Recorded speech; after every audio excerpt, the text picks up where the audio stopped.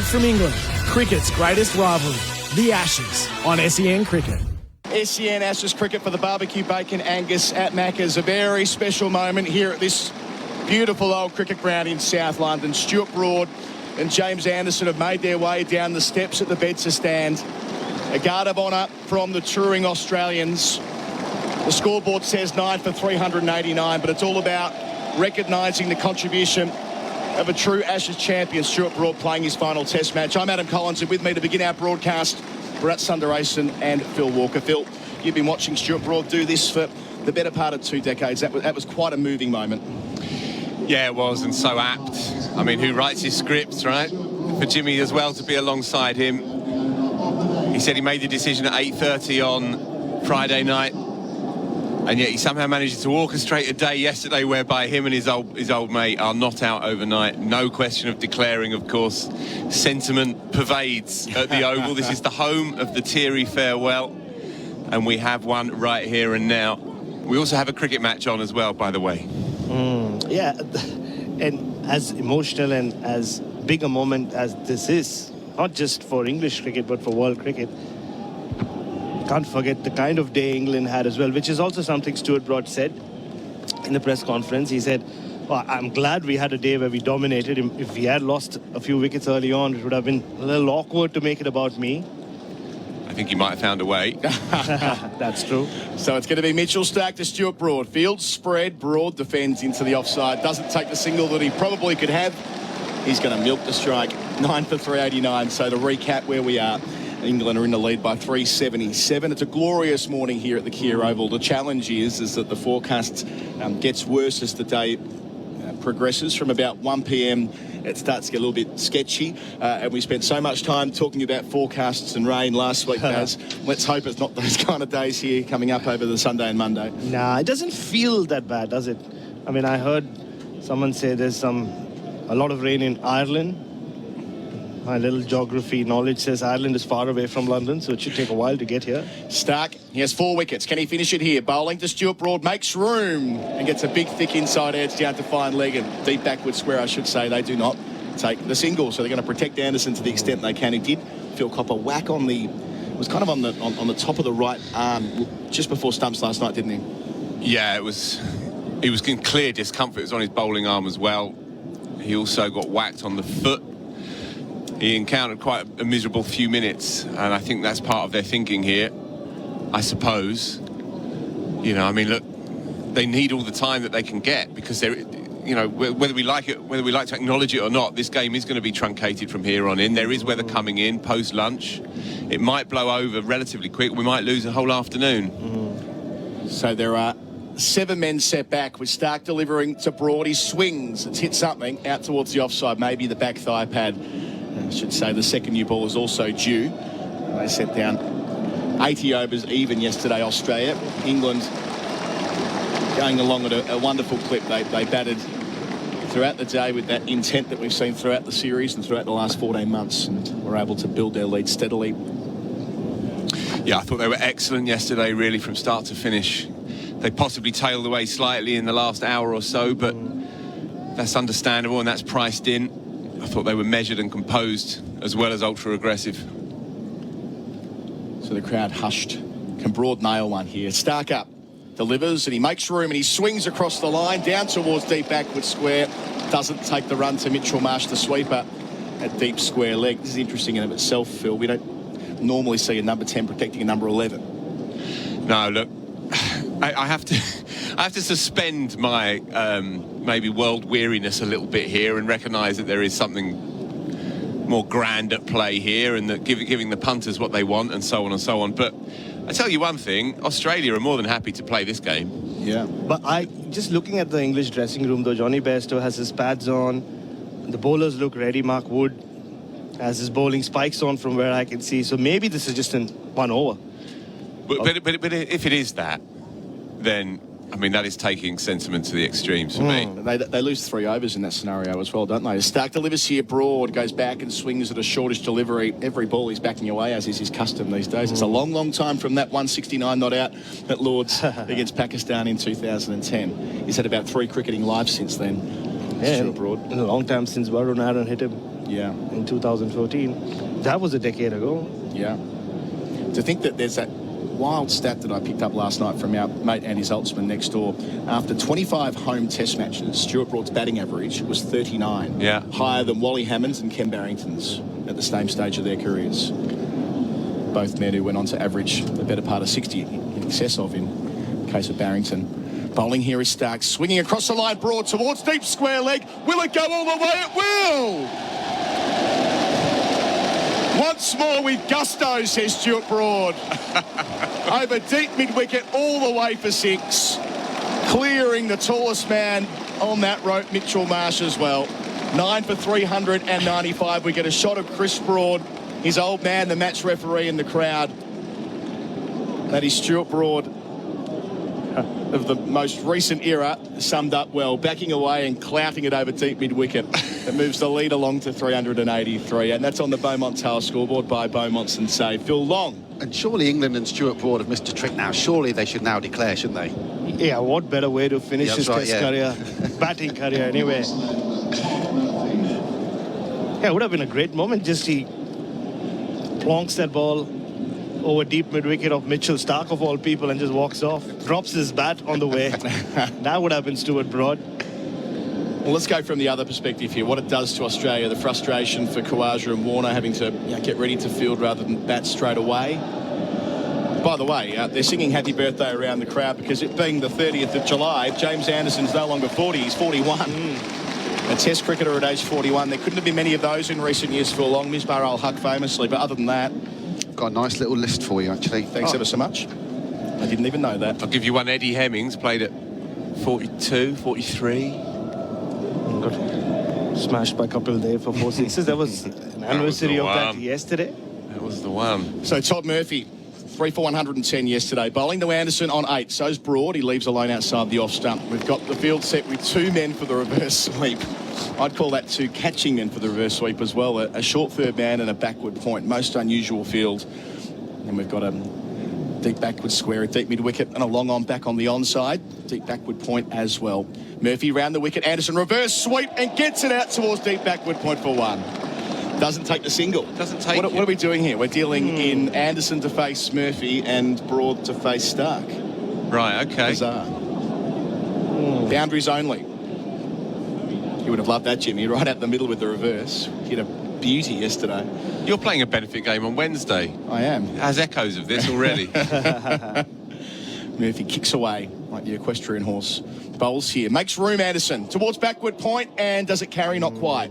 Just in front of Patrick Cummins. Put in the dive. Frustration there for the skipper. Stays at 9 for 395. Lead 383. Broad and Anderson both on 8. So a strange little passage of play here.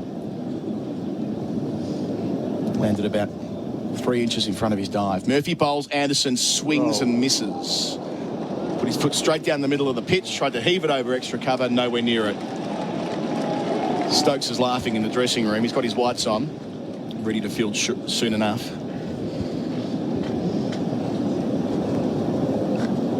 So the crowd silent as Murphy approaches. 2 left in the over. Anderson reverse sweep again, doesn't make contact, shout for leg before.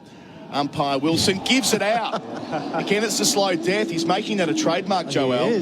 Straight away, James Anderson says, I'll send that upstairs. Sorry, Joel, but I don't trust you. And we'll go through the process. Our third umpire is for IMAR Insurance. The tradies mate call 1-3 IMAR.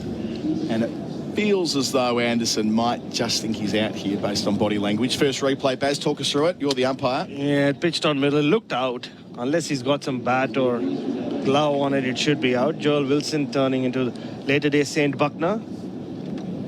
Especially in the last test match or so, he's started giving these decisions so late. Yeah, most of the players seem to be walking off. Ultra edge. Let's go through the process. Split screen up. We had the bat. We had 2 that just jumped over the stumps yesterday that we didn't really expect. That looks, I mean, it's hit him on the shin, so you assume it's not going over. It's like it's straightened. So Anderson's laughing with Mitchell Stark, some old adversaries. We'll get formal confirmation here. It was given out on the field. There's 2 reds to begin, pitching, an impact, and umpire's call. Yeah. It was bouncing, you know, but he will get the wicket. Todd Murphy does get a 4th. He's earned that. And James Anderson is given out leg before wicket for 8. Doesn't add to his overnight score. The only runs coming via the batted Broad. A towering 6 over deep mid-wicket. Unbeaten in his final Test innings. Broad making 8. England all out for 395, which will mean that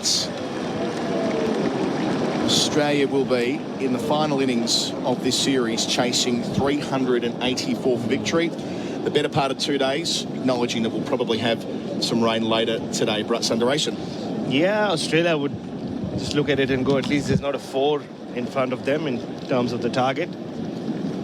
Though this is it'll be a monumental run chase if they even get close to it. They have all the time in the world to get there despite the rain. And a lot of smiles in the Australian bowling camp. Todd Murphy, very impressive yesterday, deserved that 4 wicket.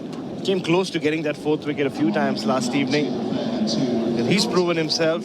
So many question marks after Nathan Lyon left the tour very early on. I think he'll learn a lot from what he did yesterday when England went after him, but he held his own.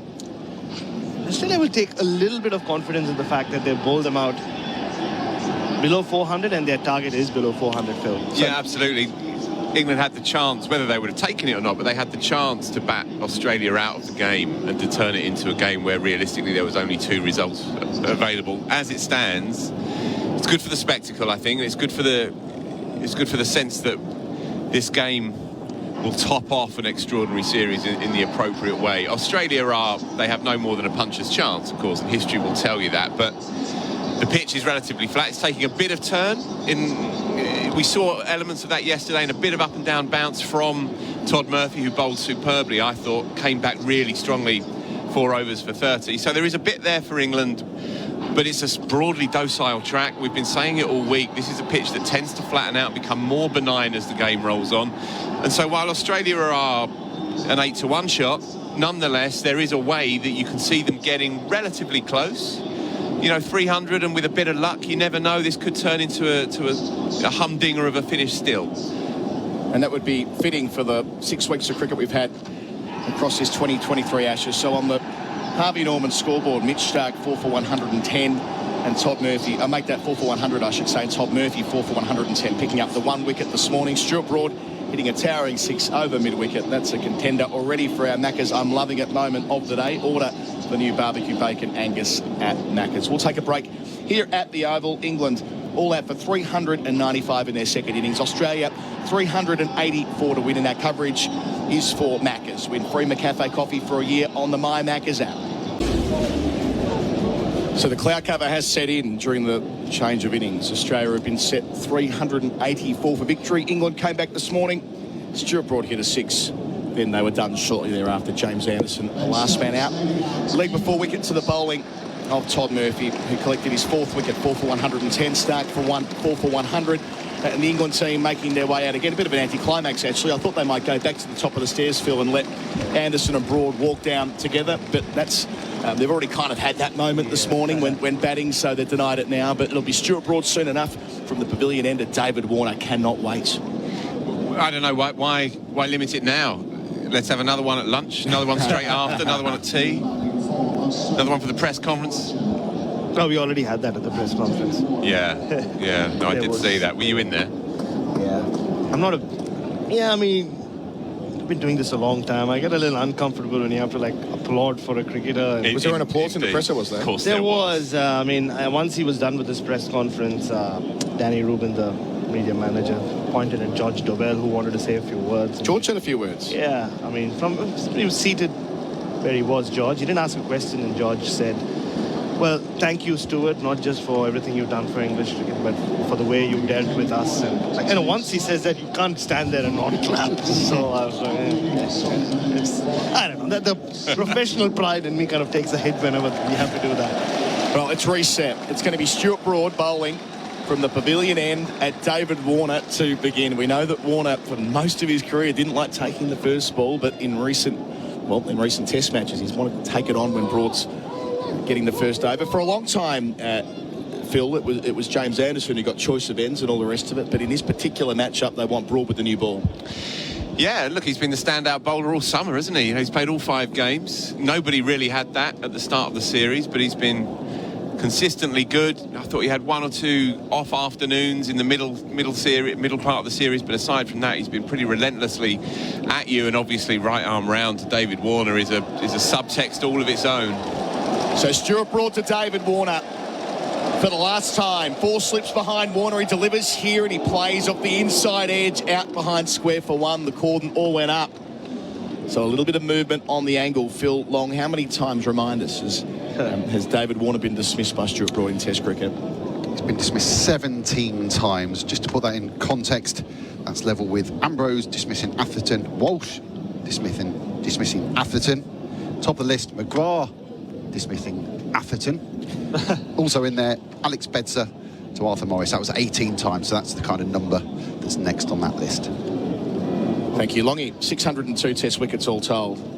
And his last 203 of them, Phil, have been at 24. We talk a lot about Jimmy Anderson being the Richard Hadley of his era, the work he did after 30. But, Stuart Broad took his 300th Test wicket on the day he picked up his 8 for 15. So you look at his career in a couple of different segments, but this last stretch, he's been outstanding along with Anderson. Yeah, he's a self-improver. He's a cricketer that has made the most of everything that he has. 4 slips and a leg slip. Bowling to Khawaja for the first time. He defends him out to cover no run. There's a slight kind of dichotomy, really, between his limelight-hugging personality and what he actually does as a bowler. As a bowler, he's a medium-fast, honest kind of bowler who's been working against the deficiencies in his action, as he acknowledges himself. It's a slightly sort of clunky mixed action, chest on. He's lost his away swinger on and off throughout his career. In that headband, Broad. In again. Wide on the crease to Khawaja. Defends out to cover once more. But like the great actors and the great limelight stealers, he has this ability to regenerate and Bowie style, if you like, to create a new persona. To have the gall, the audacity in May this year to say, oh yeah, I've created this new ball that just nips away a little bit off the seam away from the right hander. It's a ball for Marnus and Steve, and he says it with a straight face and only the slightest glint in the eye. He's created the away swinger. Ever heard of that? And then he gets Marnus first ball of the series with it, and then he gets him. There are so many parts to this, aren't there, with Broad. He's bowling here to Khawaja again. Khawaja down the leg side, through the gloves of Bairstow as well. They will take it by belatedly. Warner calls Khawaja through, none for 2, targets 384.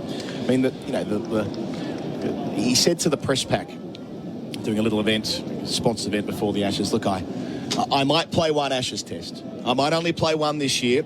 England's bowling stocks are deep. There are younger bowlers than me. But if I do play one, I'm going to make it count. Then when the microphones were turned off, he said, I reckon I'll play more than one. There's always been that theatre to the way that he communicates with the press and with the in front of the camera, which is where he's destined to go next to. He'll be a leading light at Sky for many years, Phil, you get the sense. Indeed. I mean, that contract's already in the desk. Don't worry about that. So it's that man Broad. Bowling to Warner again. Delivers here, and Warner down the leg side, straining a bit there, Broad. Trying to find the leg stump, but it's taken by Bairstow, diving away. And those big spells, I mean, he's taken 6 wickets or more 12 times in Test cricket, which in itself's an England record.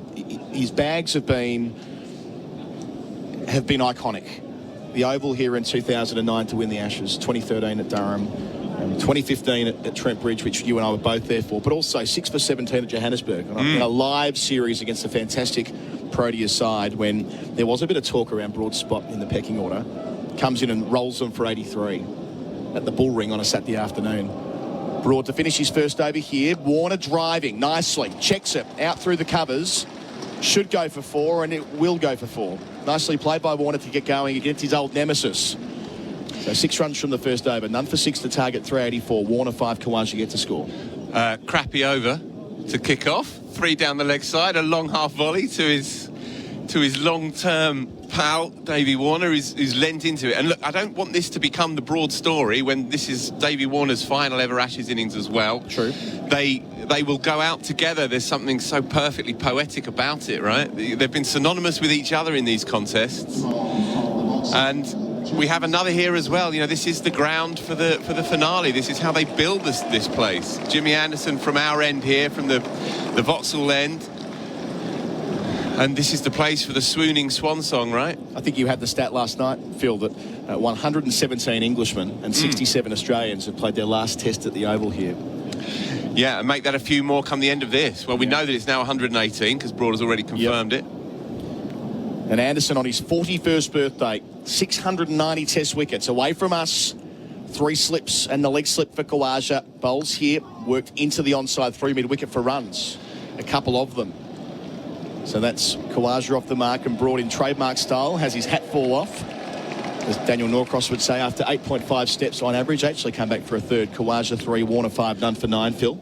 Just a little thing, Moeen Ali at mid-wicket, so he's on the pitch. Obviously, suggests he's going to bowl, but could barely turn and was trotting there, clearly discomforted by that groin strain from earlier in the game. Nonetheless, it's useful for England if he can get through a few overs. As we saw yesterday with Todd Murphy, there is a bit of purchase now on this drying track, and he could yet be useful for them.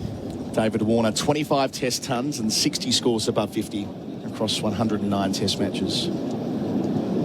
Brett, you've been documenting the Warner story as closely as anyone over the last 4 years. Anderson up to him here, delivers, and Warner defends down the track, and he considers a single. Had it beat Anderson and gone to Stokes, I reckon Warner was coming, but Anderson athletically to his right denies him.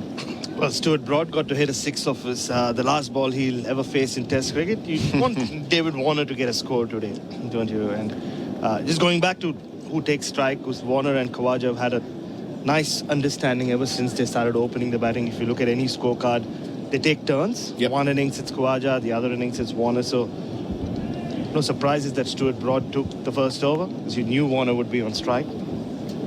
Anderson delivers to Warner over the wicket, plays late, out through point, not quite. Good diving stop, that's Chris Wokes to his left. They still get through for 1. So that's none for 10, with Warner 6 from 5 so far. And he's looked good throughout this series, except at Headingley when Broad knocked him over very early on in both innings. Go back to the World Test Championship final here. He changed his technique. He's looked so much more positive on this tour than he did in 2019.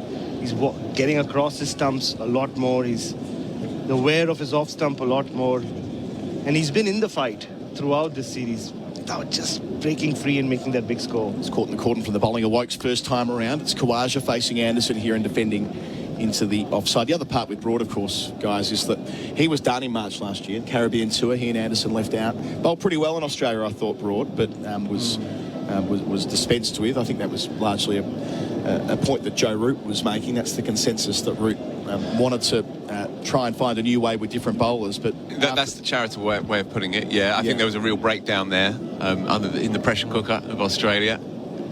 Anderson, 2 left in the over. Bowls to Khawaja, who plays defensively under his eyes. But to get back in the side, and in Broad's case, he wanted to play a couple of tests last summer, finish at home. Instead, gets a whole other year.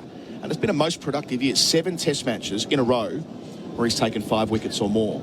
Again, sums up that he's not going out with, us in the commentary box and in the press box saying that he's got to go. On the contrary, we all thought he was going to go round again, but he knows how to pick his moments, and Australia is his moment.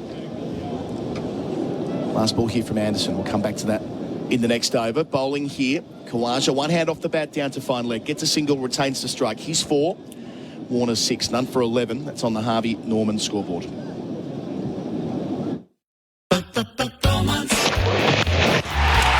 Beaumont Tiles hits another 6 for your renovation budget. Introducing the best value tile range ever. It's called Beaumont Max. How's this? Subway tiles from $30. Yes, Subway tiles from $30 in over 10 colours. 3x6 white wall tiles only $19.95. Floor tiles from $29.95 featuring concrete and marble look. Don't be caught out of your crease. Buy Beaumont Max from Beaumont Tiles. You'll be happy you chose Beaumont's. SEN Ashes cricket for the barbecue bacon. Angus at Macca's. It's Broad again under what's increasingly dark skies. It was beautiful an hour ago, but that weather is on the way. Up here, round the wicket, bowls to Khawaja, down the leg side, and it's taken by Bairstow, but there's only an appeal from the man at third slip, Ben Duckett. Phil Walker. Yeah, he made a good point in the press conference, did Broad, last night, when he said that if the intensity of the game is not there, if the jeopardy of real Test cricket is not available to him, then he'd prefer to go and do something else. And Australia has always brought that out of him. he needs that kind of tension, that nervous tension, in order to fully express himself. And we've seen that. His record against the so-called middling teams is okay, but it's not great. His record against the big boys out there is outstanding. More wickets for England against Australia than anyone else. 151 of them to Khawaja here. It won't be 152. He's worked square of the wicket. He hasn't started well. He's not. It's a couple there for Khawaja, who joins Warner on 6. None for 12 is the score. But number 13 make that. I love the fact, Bharat, that he bridges the 2005 Ashes series to this one. He's played every Ashes test in England since 05. So since that great series that ended here, final day, so many conversations come back to it, but all the tests in 09, 13, 15, 19 and this one. 25 straight tests. But it's extraordinary, isn't it? It is. But it's a great point you make. When you think of Broad and Anderson just seems to have a more global recognition than Stuart Broad does.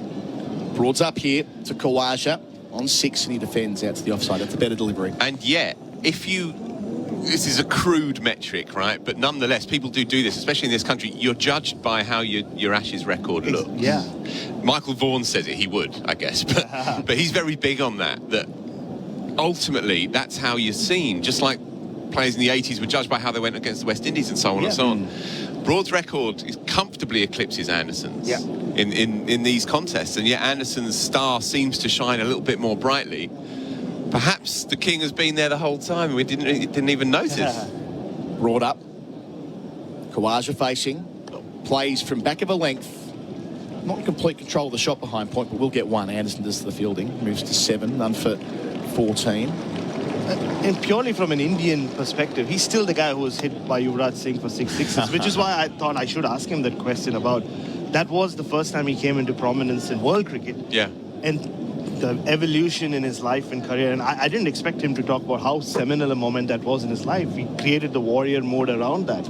It toughened him up, he said. And yet, you look at Jimmy Anderson, his record in India and Sri Lanka, he's had those spells there. Yes, Broad has had his moments in South Africa and I guess in New Zealand. But just look at the two of them.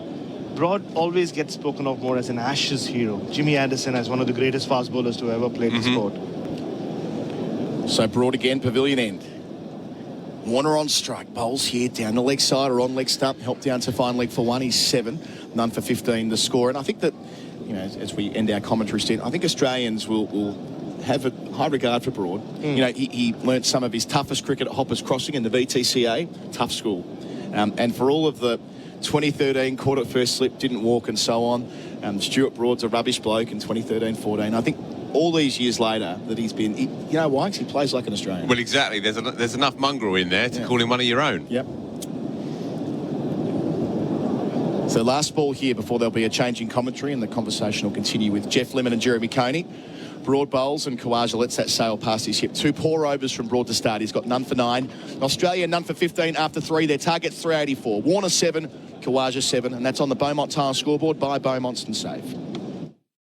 Hi, I'm Tim from Red Energy. The Australian-made logo is a true mark of Australian authenticity. So, for Red Energy to be certified to use the famous green and gold Australian-made logo, well, it's fair to say it's something we're pretty proud of. Here at Red, we're owned by the mighty Snowy Hydro, and that makes us 100% Australian. We're also based right here, so our team really understands your needs. So, if supporting Australian means something to you, switch to Red today.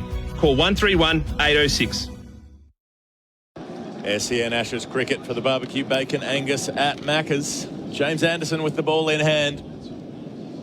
Running away from the Vauxhall end, David Warner playing the ball down towards mid-wicket. Won't get a run. Australia 15 without loss. They've got a target of 384 ahead of them.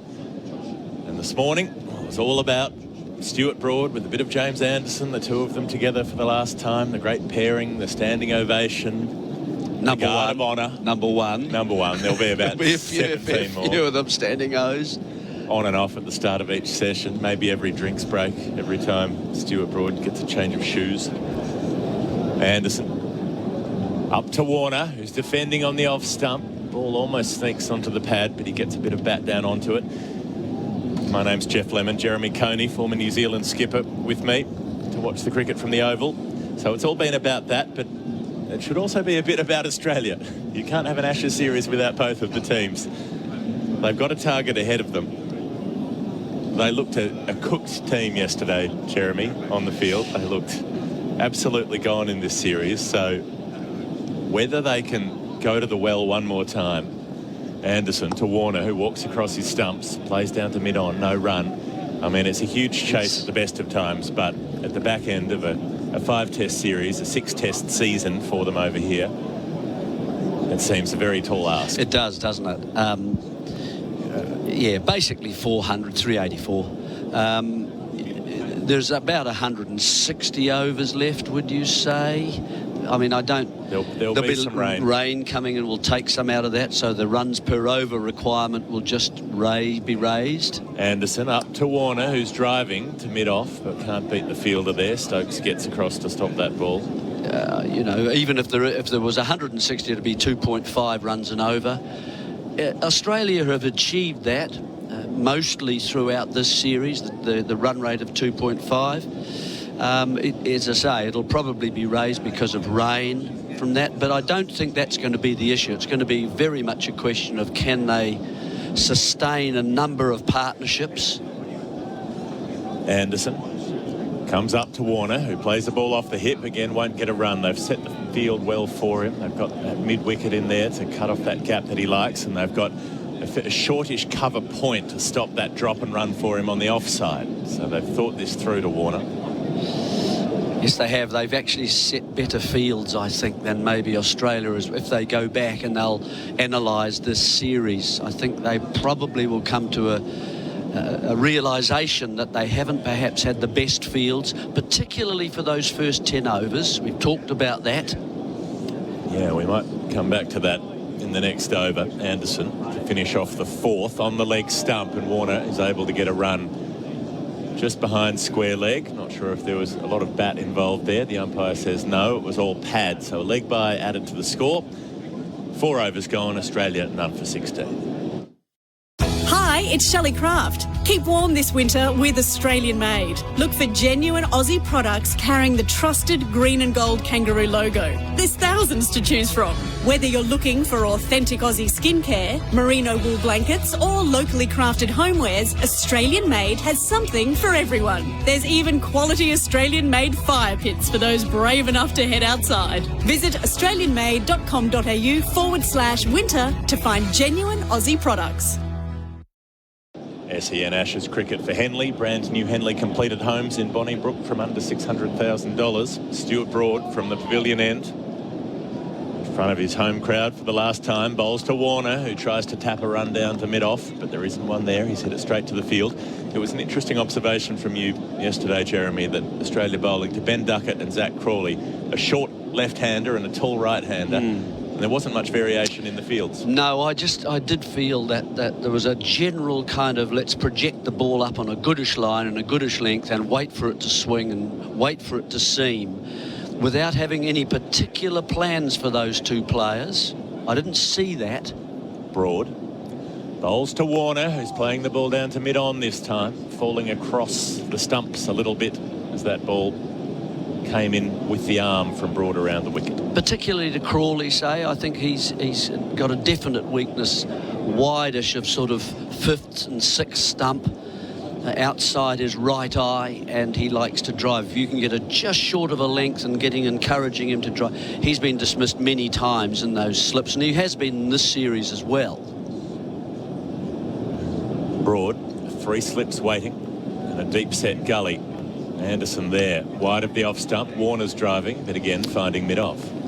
I do think also that looks like the lights are now coming on. I can't believe the clouds have come over as soon as the inning changed once again. As soon as Australia back. Unbelievable. Anyway, it has. It has been observed through the series that there's been a pattern. Yeah, yes. Yeah, that's right. It's certainly gone with England, that. But, yeah, I do think Stark is worth holding back. I think Cummins should be opening the bowling with Hazelwood, and as soon as the lacquer goes off the ball of the Duke's ball, then you bring Stark in. Broad up to Warner, who gets a thick outside edge on the bounce to Duckett at 3rd slip. Stops it well, diving across. Warner played that down successfully enough, but Broad will be in the game there. Yeah, good piece of fielding to his left. Diving, there's a good stagger. from the three slips for England, Root, Crawley and Duckett. So conventionally, Jeremy, Stark would bowl with a new Kookaburra, for instance, in 50-over cricket, because that's when it's likely to swing the first half dozen overs. But a Duke's ball might swing more after 6 or 8 and or for 10 longer. overs. Yeah, that's correct.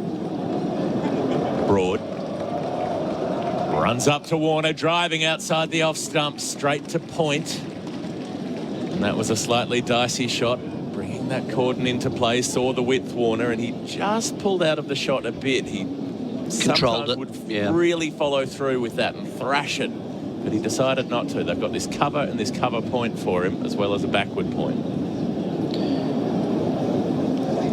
Not quite the movement that Broad would like, I think, at the moment. He's got the breeze with him coming from his left-hand side to the two left-handers. He's got Warner looking a little unsure, these last two deliveries. Could this be the one? Bowls to Warner and he steps across his stumps as Warner covers the line of it and turns it into the leg side. So he has a method against Broad. It's worked so far, but they're only 5 overs in. Warner and Khawaja, 7 runs apiece. Australia chasing 384, they're none for 16. Sustained performance in cricket is more than just one great innings. It's about performing consistently day after day, match after match. Host Plus delivers strong performance over the long term with top returns over 20 years. A top performing super fund over the long term? That's a plus. Issued by Host Plus Pty Limited. Super ratings SR50 Balanced Index April 2023. General advice only. Consider the relevant Host Plus PTS and TMD at hostplus.com.au. Past performance is not a reliable indicator of future performance. Search Compare Host Plus today. SEN Ashes cricket for Maccas. Win free McCafe coffee for a year on the My Maccas app. So 384 to win. Now you can hear that and you can think, well, they've got a couple of days to do it. Take their time. Anderson bowling to Khawaja off the shoulder of the bat to backward point. There's no run. This is test match number 2,515, Jeremy. Been playing them since 1877. There have been 7 of those matches where a team has chased more than 384 and won. Well, that puts it into perspective, doesn't it? Just really? a bit. Now, I mean, someone has to either get a very big 100 here for Australia and have some supporting roles as well to go with that, or perhaps you then get 2 single centuries from different sources. Or a collection of 60s and 80s and that sort of thing. Anderson around the wicket, Khawaja defending. Look, I think Australia, have got 400s in this series. Khawaja got one in the first test, and then Smith got one in the second. Marsh in the third. Labuschagne in the fourth. Yes. So they're due one here. or they've used them all up. Yeah, that's right. Well, this looked a good surface for batting when England were on it. A thick blanket of cloud has rolled in to greet the Australian innings. Anderson to Khawaja, who walks at him to defend. Interesting choice from Usman Khawaja, who maybe has to rethink things a little bit. He batted for so long in the first innings, didn't hurt them on the scoreboard, only made 47. I quite like this start, though. They've been busier, I think, than I've seen before. It's been left very much up to Warner to get the show underway. He's quite a good foil, I think, for Khawaja. He helps him. Khawaja's got to sort of run hard as well. Anderson up to Khawaja, who's turning the ball towards mid-wicket. Stuart Broad gets across from mid-on to field. They won't get a run there either. I thought there were signs for Anderson, didn't you, in the first innings, that he was just improving. The fingers were working better on the seam, and the wrist behind the ball just a little bit more. So there were signs that he was starting to swing the ball a little bit more. We haven't seen that at all in this series. Anderson, he's been frustrated with his performances in the series. Bowls to Khawaja, in at the body, and it hits him around about the stomach. Bounces away to the offside. Khawaja doesn't look too fussed, just wanders away to square leg as he usually does. I mean, the English have basically 3. It's a probing attack, isn't it? They have a mixture of probing bowlers and attacking bowlers. The probers probably, if you like, would be Broad, and they would be Anderson, and they would be Wokes. Those are the 3. They just keep coming in at you, and they've been quite successful throughout the series with the pitches and so on. Anderson bowls to Khawaja, beaten outside the off stump, and Anderson puts a hand to his head, runs his fingers through his hair and says, well, not that one. but maybe I'm not too far away as the ball goes past the edge into the wicket-keeper's glove. 6 overs gone. Australia, 16 without loss. It's Cyber Safety Awareness Month at Harvey Norman, and we're giving you a free $50 cyber safety voucher to use towards any cyber security product. That's right, a free $50 voucher to use towards any cyber security product. Get a 1-year, 1-device subscription to Norton 360 Premium or Trend Micro Device Security Pro for $0 when you use your $50 voucher from Harvey Norman. To claim your voucher, visit us in store. Hurry, offer ends August 17. Available now at Harvey Norman. Offer available in store only. SEN Ashes cricket for the barbecue bacon Angus at Macca's on the Beaumont Tiles scoreboard by Beaumont's and Save. It is none for 16. 3 successive maidens. Phil Long, the last 3 overs that England have bowled. Compare that to the way that England go about things when they open the batting.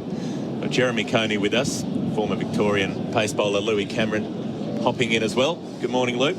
Morning, Geoff. Good morning, Jeremy. Good morning, Phil. Morning, Lou. That point of contrast, it really stands out, the way that Crawley and Duckett were able to totally put Australia off their line in the first 10 or 12 overs yesterday. In fact, both innings they were going at 5 and over through the first 10 overs. England, 6 overs gone, only 16 runs conceded. Start of a new over, and Warner's beaten outside the off stump by Chris Wokes. There's the first bowling change of the day, with Stuart Broad finishing his early work. That's what I mean about the probing kind of bowling, using the seam, trying to get it angling across and then moving from there where you're quite close to them. It's a reasonable kind of length, batsman staying back, not wanting to push out at the ball at all. See it early, play it late here in England. And surprising they'd take Broad off after just 3 overs, given the success he's had over David Warner. Well, Wokes has had a bit of late as well, and he bowls in at the body, and Warner looks for a run, wants to get off strike, but can't beat square leg. So why is it, Louis, that, and yes, the clouds have rolled in again, and the weather has gone with England for the most part through the series. Why is it that it looks so easy for England's openers to score early and so difficult for Australia? Great question. I think Australia are searching for the answer to that themselves. I mean, part of it's the bowling. I think England have just, on the whole, bowled better with the new ball.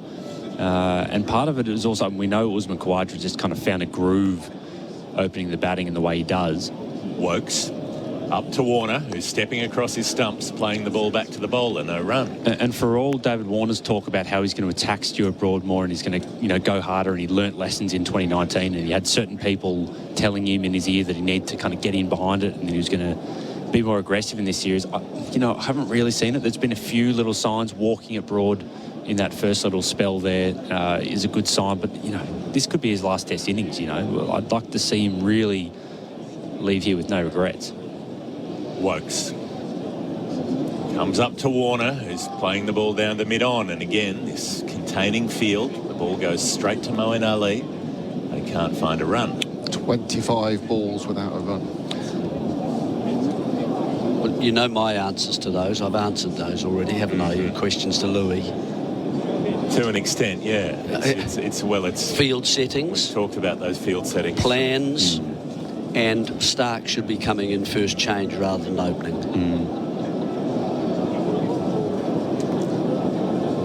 Wokes to Warner, who's outside the leg stump and then steps across, pushes the ball down to mid-off.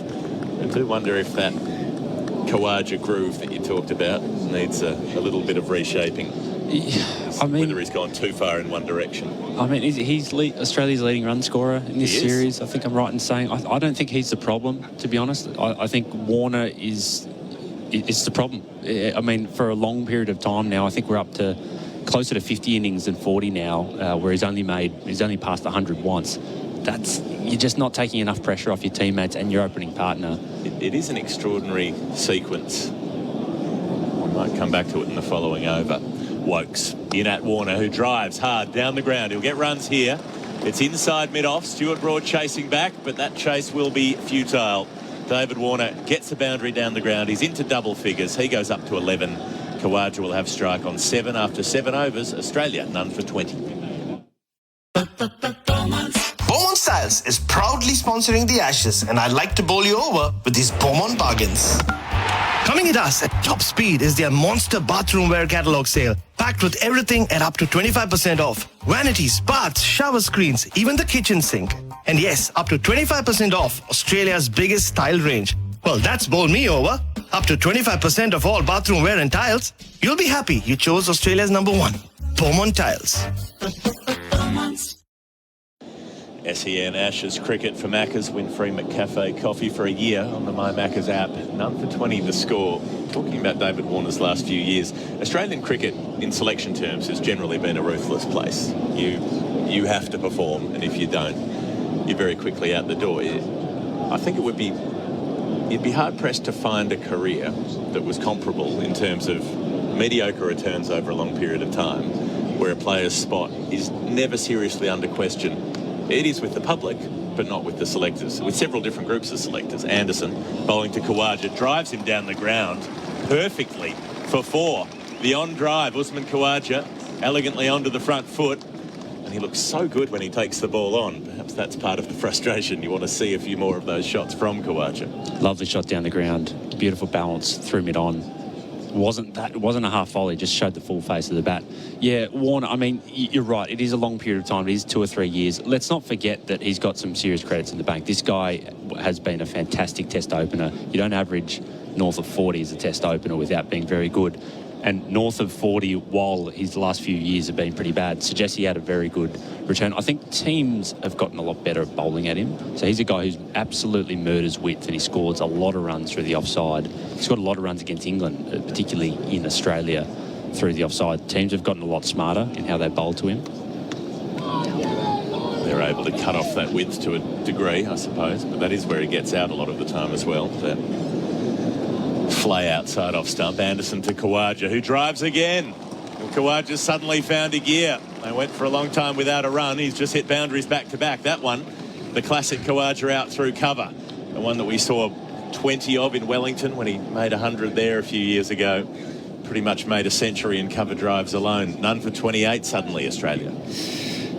England looking at the ball already, did you see, at the end of that last on drive? And I wonder whether they'll check. They won't check it again, surely, straight after that boundary.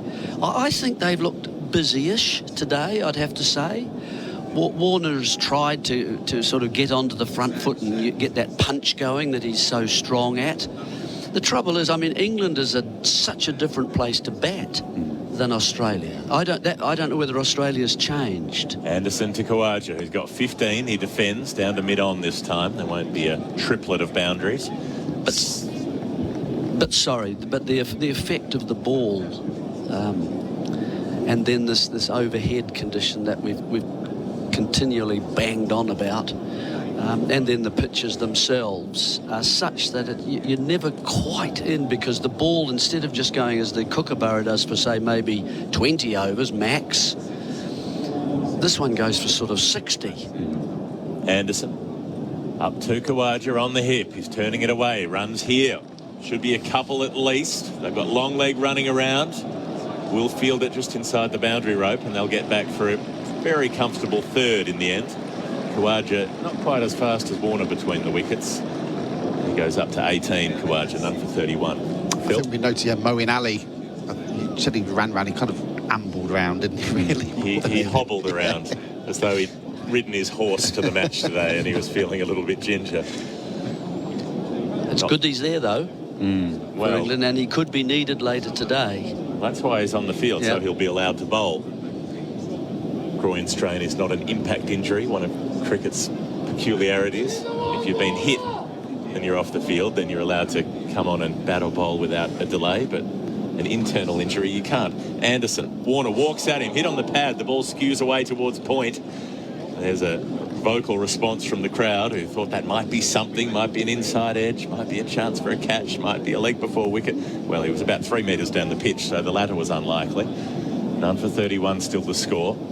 Just those numbers that Louis Cameron was mentioning. Since the start of 2021, this is David Warner's 44th innings. In that time, he's made 105 50s. And it's quite the decline. Anderson bowls to Warner, who struck on the pad going down the leg side. Anderson appeals. A couple of the slips go. Nobody else is really interested, and there won't be a conversation about the DRS replay. End of the 8th over. Australia chasing 384. They are none for 31.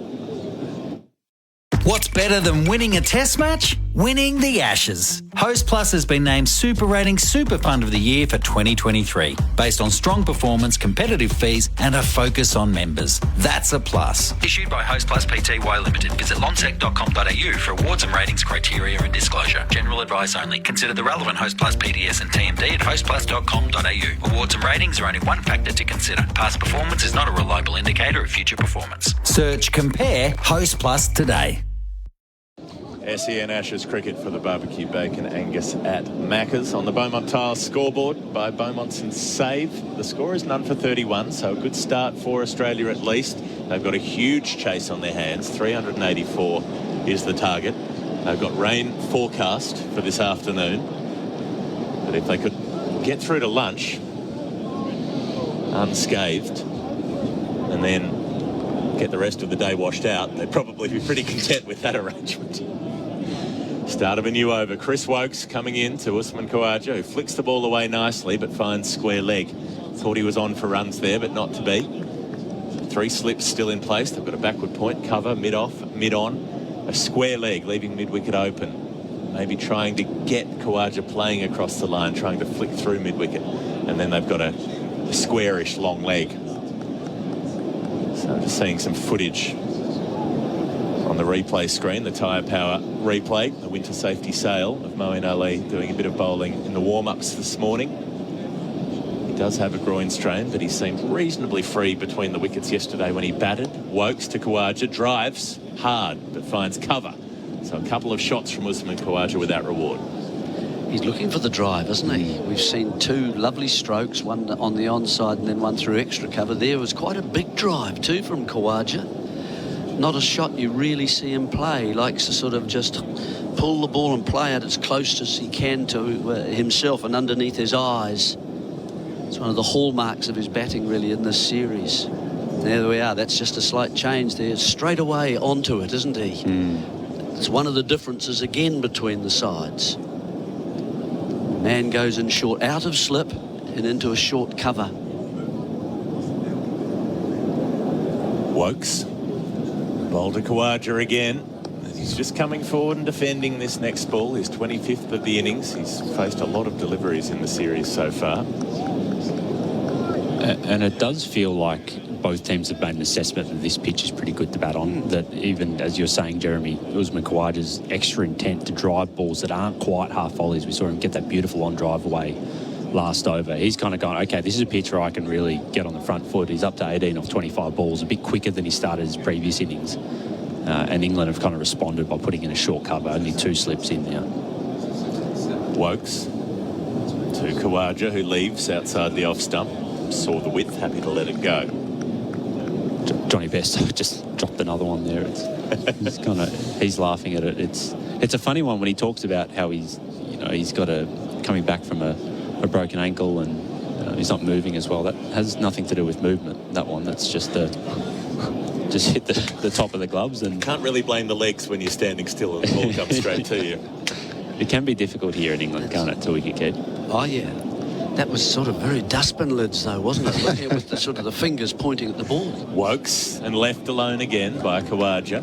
Happy to see that through. Yeah, when you get, the kids get the saucepan lids and bang them together, that kind of thing. Rather than the fingers down a little. Now he's looking at his gloves and talking to Zach Crawley, maybe asking him how to catch. Zach Crawley's been very good in the cordon through this series, it must be said. And England have had a lot of cordon problems in the last, in the few years previously. A lot of catches went down. They moved around, players in and out of there constantly. Wokes drops short. Khawaja pulls it away. It's half stopped at mid-wicket. They'll get through for a single. That one was deflected away. So the over comes to an end. 9 overs gone. Khawaja up to 19. Australia, none for 32. It's Cyber Safety Awareness Month at Harvey Norman, and we're giving you a free $50 cyber safety voucher to use towards any cyber security product. That's right, a free $50 voucher to use towards any cyber security product. Get a 1-year, 1-device subscription to Norton 360 Premium or Trend Micro Device Security Pro for $0 when you use your $50 voucher from Harvey Norman. To claim your voucher, visit us in-store. Hurry, offer ends August 17. Available now at Harvey Norman. Offer available in-store only. SEN Test Cricket, Australia none for 32. Series presented to you for Macca's, the barbecue bacon Angus at Macca's. And it will be Moeen Ali to have a bowl. So this is interesting. A lot of things going on here. Usman Khawaja is only about 15 deliveries away from going into the top 100 series, balls faced for a series of all time. That sort of thing interests me very much. Top 100? Yep. Right. That's quite an achievement. Actually, no, it's not an achievement at all, really. It's a reasonable achievement. There have been a lot of, this is, for an individual player in a series, there have been, 8,000 test players or something? Mm-hmm. Well, no, not that many, but it's been several thousand. England's had about 700 on their own. So you must be up to, I don't know. How many test players have there been? Phil Long, you can work this out for me. I'll have a look. I'm Off the top of guessing your head. something about maybe 3,000, 3,000 to 4,000 between all of the nations. And then it's each series that each one of those players has played. So that would be into the many tens of thousands by the time you've calculated all of that. So the breeze should bring it back into the left-hander and turn it away. Moeen Ali bowls and drops short and is thrashed away by Khawaja, but they've got a deep cover sweeper for exactly that eventuality. Khawaja goes to 20. He's actually outpacing Warner now, which is an interesting quirk. None for 33 is the score. 3,139. There you go, pretty close.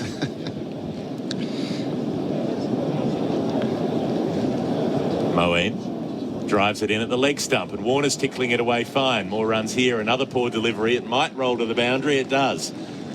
Didn't absolutely come out of the middle, but it often doesn't need to when it's rolling fine with the pace of the bowler. Just helps it away. Warner goes to 15. Australia up to none for 37. So I think I've just calculated how many individual batting series there have been. 22,438 of them. So if you're in the top 100, you're doing okay. Not too bad. Not too bad. And this is a massive chance for Australia, I think, to really go after Moeen Ali. This is a guy who's struggling with a groin injury. He's just dragged his first 2 balls down. Moeen bowls to Warner, who comes forward and defends. The only trick is that there are times when Australia have tried to do that and it's gone poorly for them. Think Smith and Labuschagne at Headingley. Think Cardiff 2015. It has, but they've kind of been, little catches at mid-wicket and cover. Moeen bowls to Warner, big full toss, and he helps it over the onside. Doesn't get a big piece of it, Warner. He only gets a single in the end because mid-on, Anderson runs around to field. Well, he should have put that into the seats, and instead he's just helped it over mid-wicket's head. And it's tentative, isn't it? It's not, I'm going to try and launch this for 6. It's just kind of, I'm going to help it over. It looked like... He did try to launch that for 6, to be fair. Just didn't get much of it. And lucky to get away with it in the end. None for 38. Moeen bowls to Khawaja, who steps back and defends in the manner that he did in Pakistan so often. That incredible series that he had over there. Yeah, I just feel like they're going to need to take some risks on the way. If you're going to chase down 384, you're going to have to take some risks at some point. Why not do it early? Moeen Ali bowls to Khawaja, drops it short outside the off stump, punched off the back foot to cover. There is no run, and that is the end of the over. So 10 overs gone in the first hour. It is midday, and we have had 10 overs bowled. That'll be the drinks break for Macca's. Win free McCafe coffee for a year on the My Macca's app. No, it's not drinks yet. We're not going to have drinks. Okay. 10 more minutes. Very good. All right, well, let's take a break. There'll be a change of commentary with Adam Collins coming in.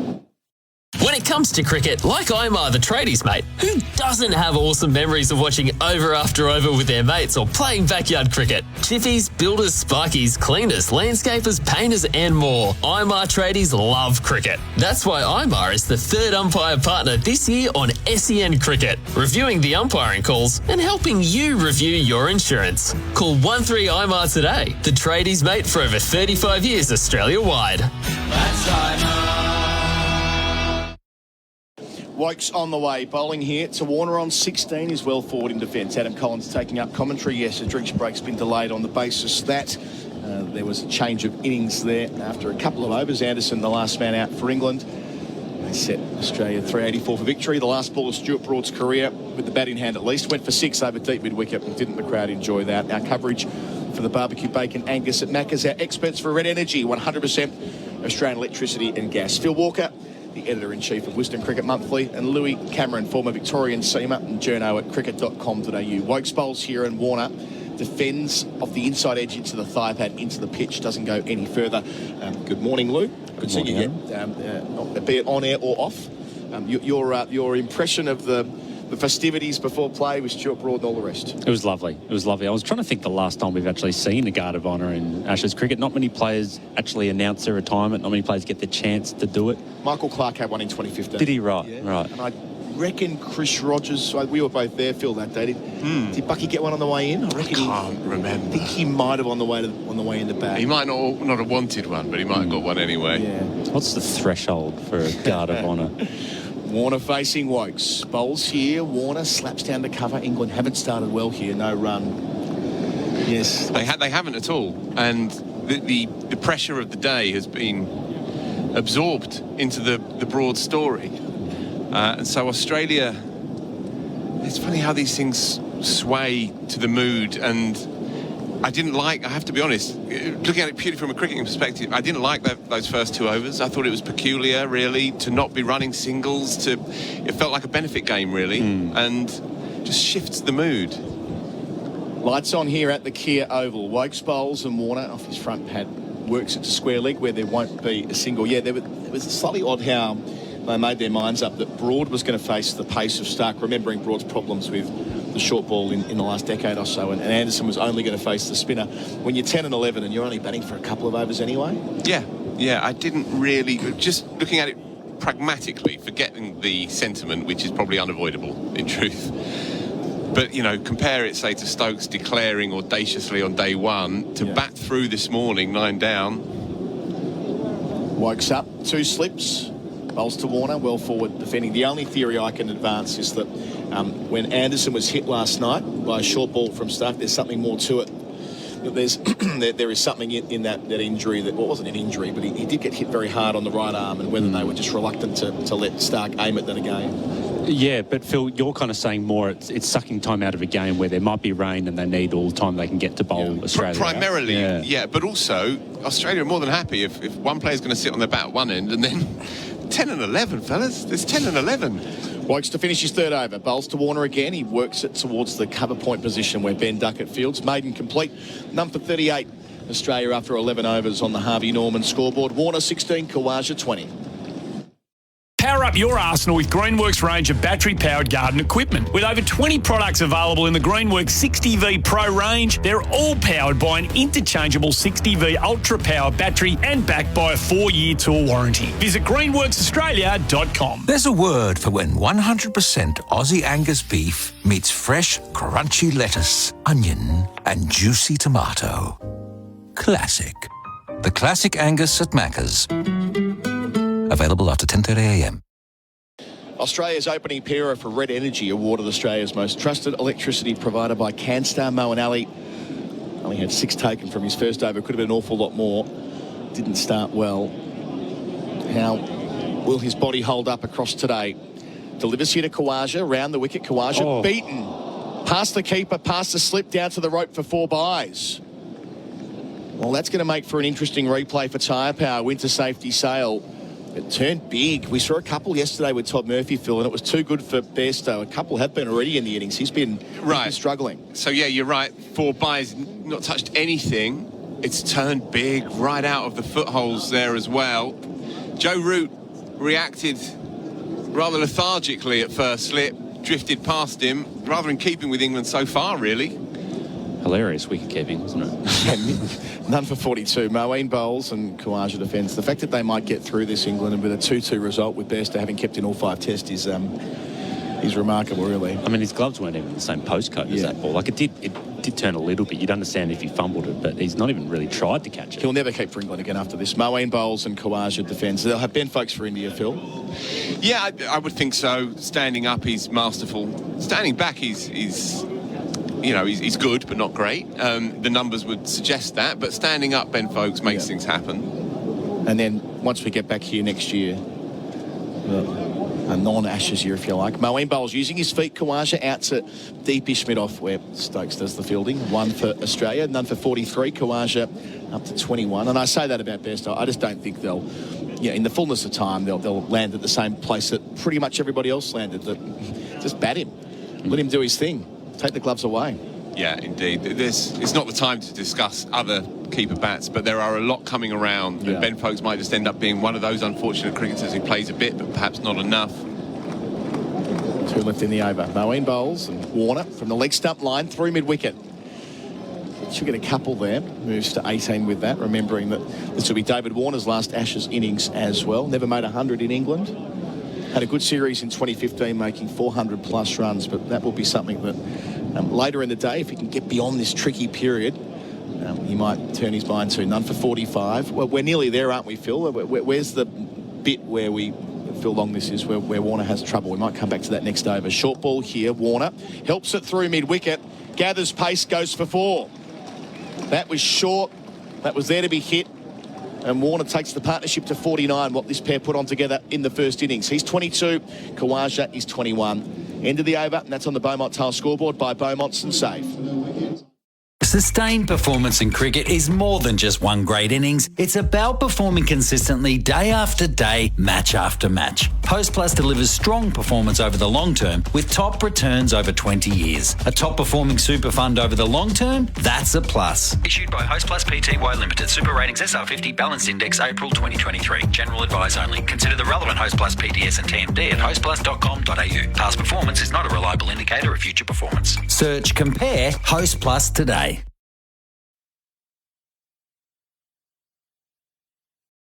Hi, I'm Tim from Red Energy. The Australian-made logo is a true mark of Australian authenticity. So, for Red Energy to be certified to use the famous green and gold Australian-made logo, well, it's fair to say it's something we're pretty proud of. Here at Red, we're owned by the mighty Snowy Hydro, and that makes us 100% Australian.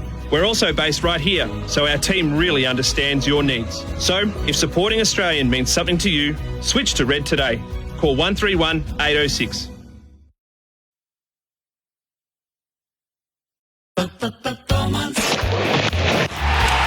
Beaumont Tiles hits another 6 for your renovation budget, introducing the best value tile range ever. It's called Beaumont Max. How's this?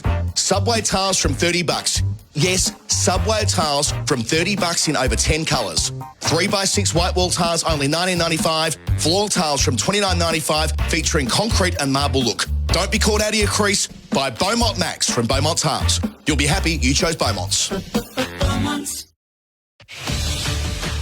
Anderson bowling to Khawaja, drives him down the ground perfectly for 4.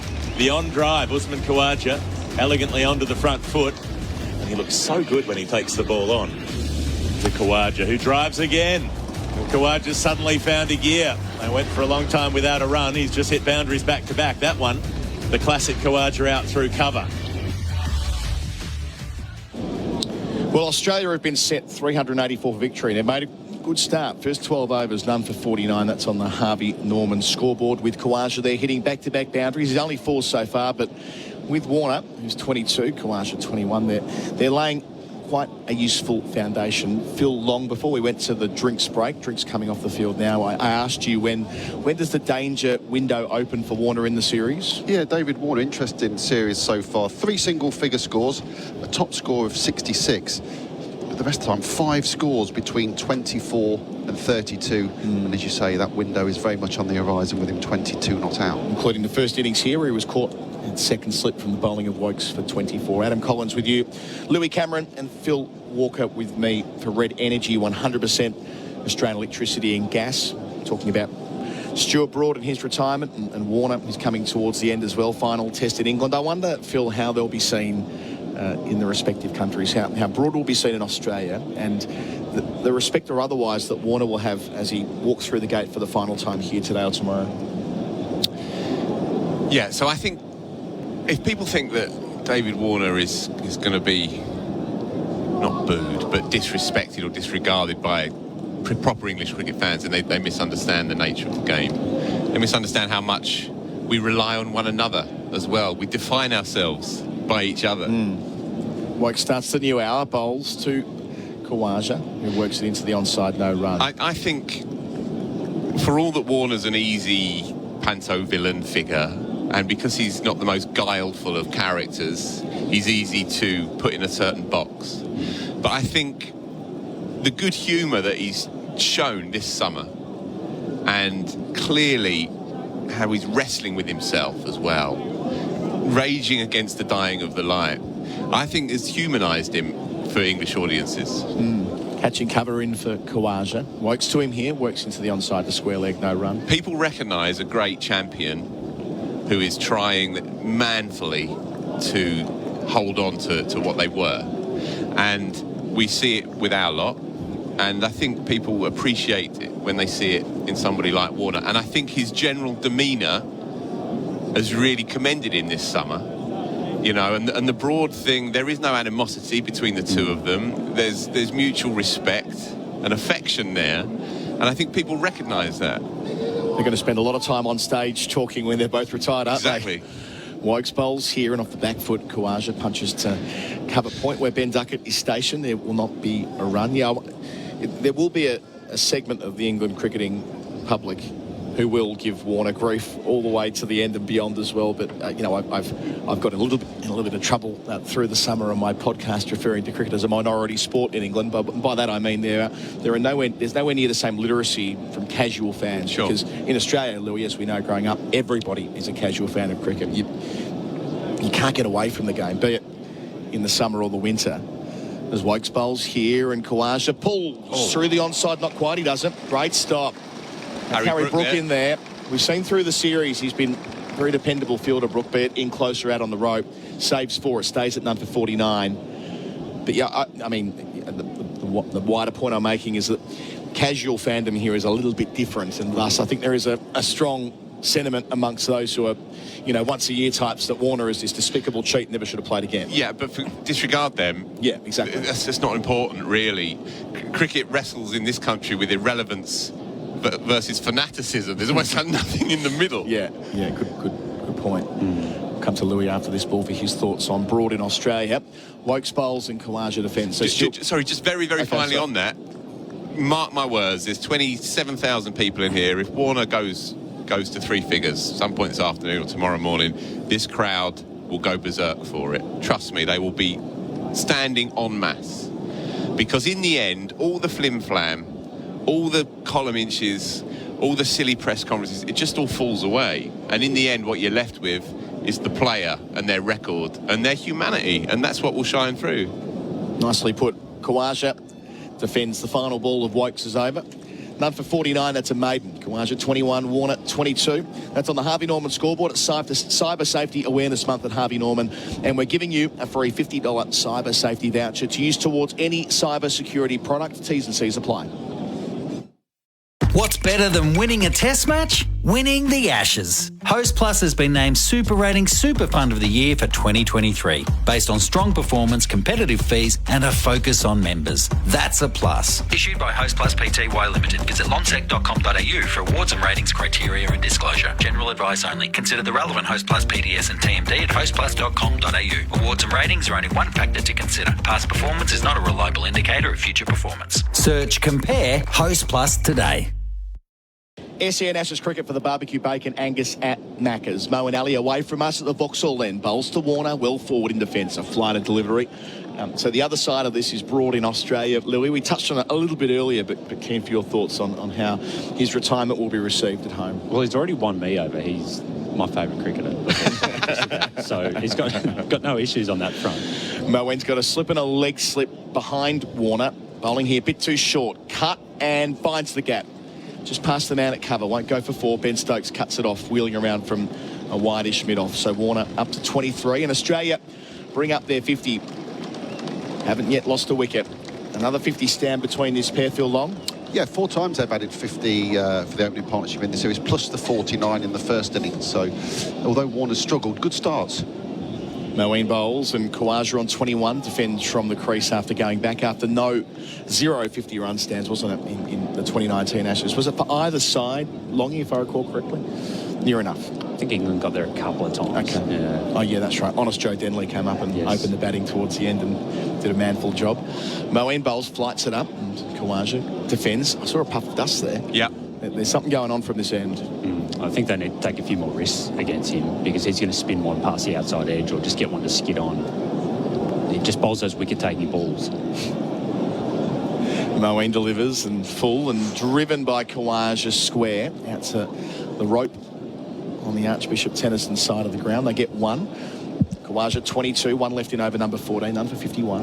And going back to Broad, I think he has a lot of the same, he is the villain in Australia in exactly the same way that Warner is in England. He's got the extra challenge of all the stuff that you guys are talking about in terms of the casual fan in Australia. It's probably harder to win them over because they're not, digesting every bit of cricket literature there is out there, and they don't get to know the players quite as well. Moeen finishes, leaving alone outside the off stump is Warner. We'll keep talking through this break. It's none for 51. The target's 384 with Warner 23, Khawaja 22 on the Beaumont Tile scoreboard by Beaumont's and Save. Australia yet to lose a wicket. England yet to celebrate for Tobin Brothers' funeral, celebrating lives, and we yet to see anything meaningful in terms of a delivery of the day. Certainly not from Stuart Broad. When we do, it'll be for Macca's. Order via McDelivery on the My Macca's app. Phil Long. And no Mark Wood as yet either. No Mark Wood. It's a good point. He was a bit...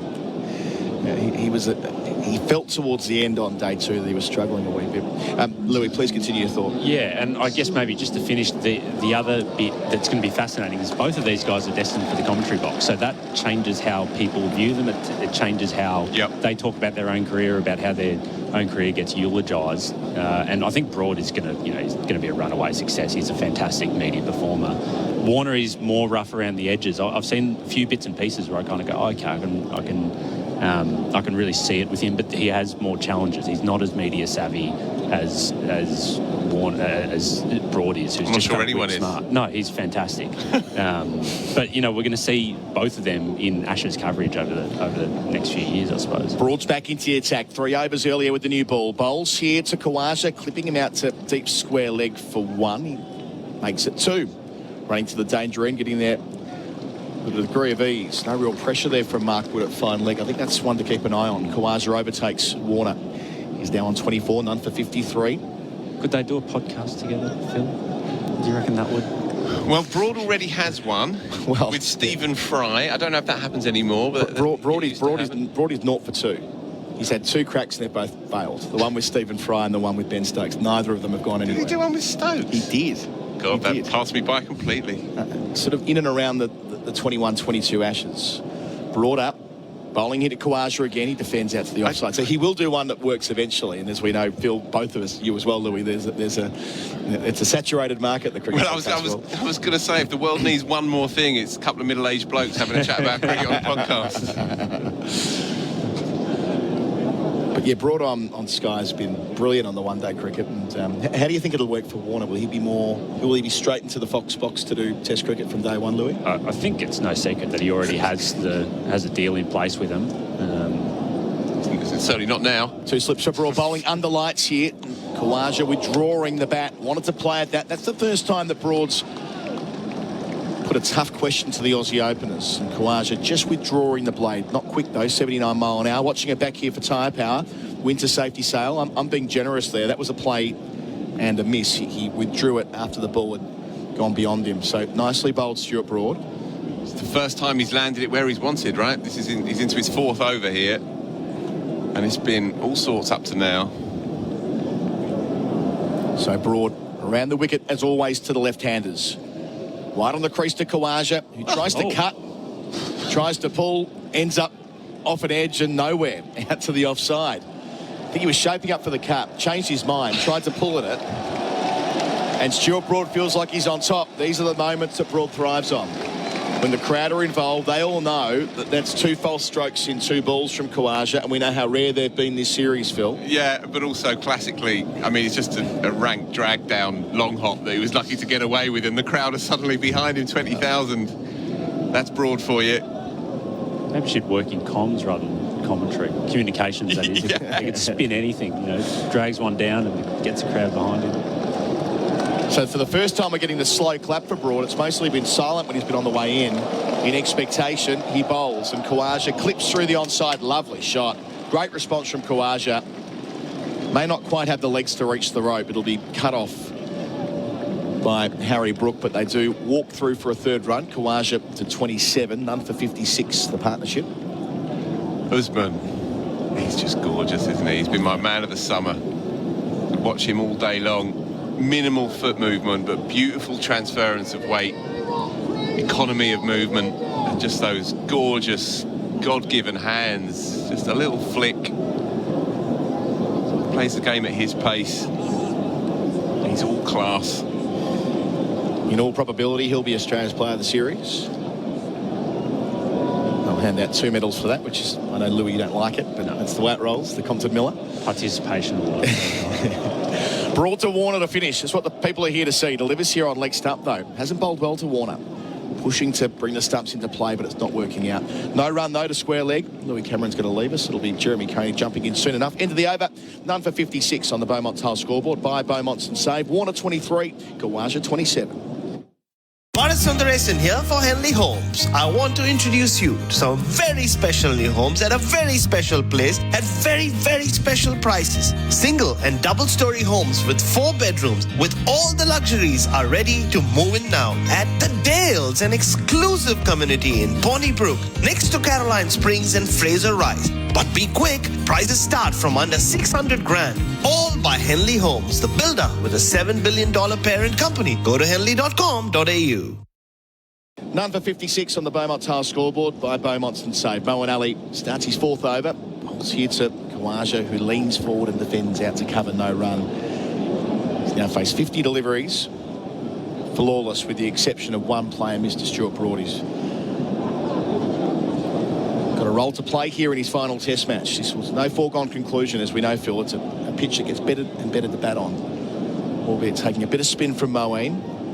He bowls here in Khawaja, places him to backward point, no run. Yeah, look, crude measure, but I just had a look at the odds. 2-1 now, Australia.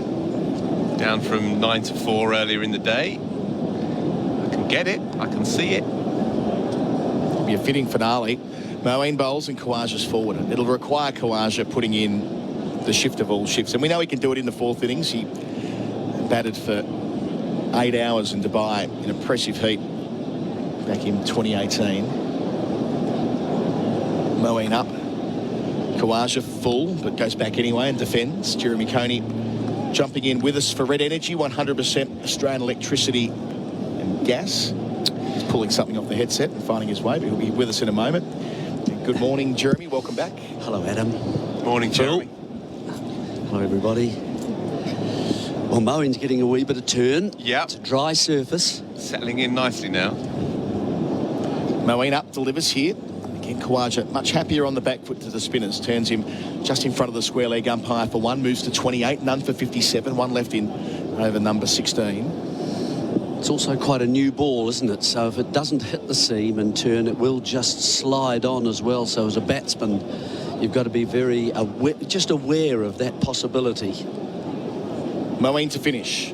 Bowls here, and using his feet is Warner, but there's a deepish set mid-on. We've seen it a bit through the series. I'll get 1. He'll retain the strike. Warner 24, Khawaja 28 after 16 overs on the Beaumont Tile scoreboard by Beaumont's and save.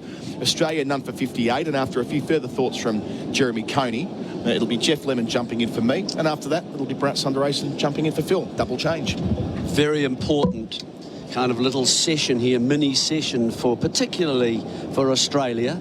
It's the sort of kind of innings where you put little marks up on the wall. You said first one might be lunch, and then there'll be other ones beneath it, and there'll be 50 and there'll be 100 and those kinds of things, the numerical ones as well. And you take pleasure in crossing each one off. So achieved, good, let's carry on. So a little pat on the back for, each of the batsmen, and let's look at the next one now. And if you are out there in the middle, Jeremy, I assume, you go, Stuart Broad. Let's see off this Stuart Broad spell. Absolutely. He's bowled 1 over now. Let's go through over number 2. Maybe he has 3 more left. Another objective. Yes. SEN Ashes cricket for the barbecue bacon Angus at Macca's. Stuart Broad, he's up around the wicket to Warner, who's getting a run out to mid-wicket. They have to hustle in the end. Khawaja grounds his bat at the striker's end as the throw comes in. That was well judged by Warner, but I wonder how well he would do with a different running partner. If he's out there with Labuschagne, for instance, they'd be a lot quicker between the wickets. Khawaja almost got himself in trouble there. None for 59 the score. This good opening partnership for Australia into the 17th over. This is where it fell, I believe, in the first innings. I think they got to over 17. They need 384 to win, so that is a long, long way off. We don't even start talking about that target till they get to within 150 of it, and if they still have wickets left in hand. Yep. Now it's purely about survival and scoring as they can. Khawaja looking to score to mid-wicket, can't do so. His tally of balls faced, he's into the top 100 now for balls faced in a series. I don't know about you three, this all feels a bit Sunday morning. Oh, yeah. It has. Everything we've seen so far this morning has felt very Sunday morning. A lazy Sunday morning. Yeah. Well, where's Mark Wood? He's been on the field. He's just speaking to Jeetan Patel, the spin bowling coach, right now on the boundary, getting a drink. Doesn't look like he's warming up. Stuart Broad bowling instead to Khawaja, who's driving, can't beat cover. They've got a very strong offside field for him. A short straight mid-off, a deeper squarer mid-off, a shortish cover and a backward point, as well as a couple of slips. Yes, it's Ben Stokes backing up his bowler, isn't it? You're going to find it hard to thread a drive through there, Usman Khawaja. So it allows Broad in a way to pitch the ball up and start to do his magic, and if it starts to swing a little, it hadn't got a little bit of those 2 angles that we've talked so much about, or at least I have, over the period of the series.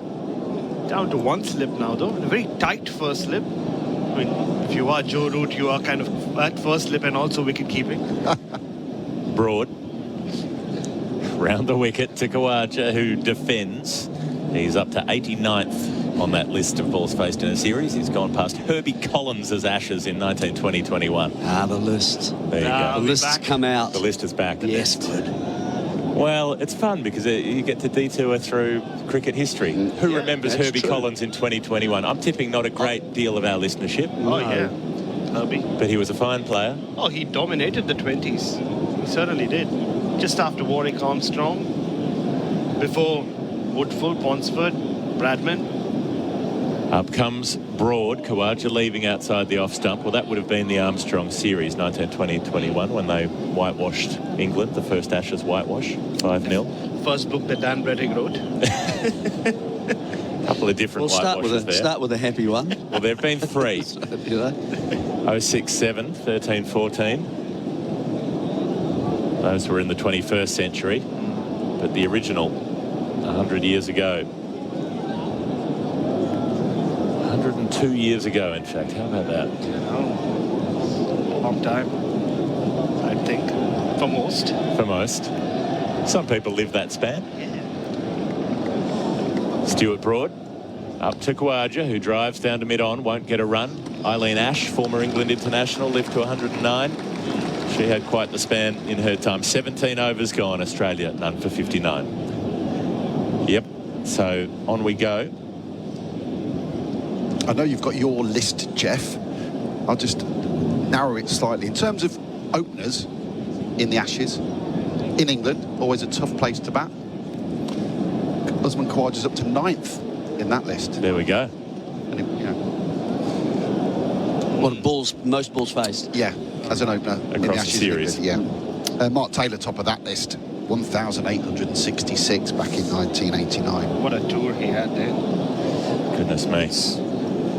It's been one of the hard things for Warner, I felt. You know, everyone talks about his starts and hones in on those, and I'm sure he's sick of it. You know? But it's taking him kind of 50 balls. You know, normally in Australia it might take him 22. You know, it's taking him a long time to get there, those starts. He's facing Moeen Ali as Warner, coming forward and defending. He's got 25 to his name. This has been around about the time he's been getting out during this season, this series. This is SEN Ashes cricket for the Barbecue Bacon Angus at Macca's. None for 59, the score. I have a theory on that, Jeremy. Just David Warner in the last 3 years. Moeen. Bit of flight. Warner comes down and drives him inside out between the two close fielders on the offside for a run to a deep set mid-off. So this curious field they've got with a short straight mid-off and then a short extra cover really, and then a deep set mid-off. Well, he finds the third of those fielders where Stokes is, gets a run, takes Australia to 60, Warner to 26, Moeen to Usman Khawaja, who defends. I quite like it. I quite like those two men in there on the drive because it's a dry pitch. The ball will therefore stay on the surface a little longer, and if you go for a drive, you don't quite control it. Two men there, and it also has the effect of putting you off.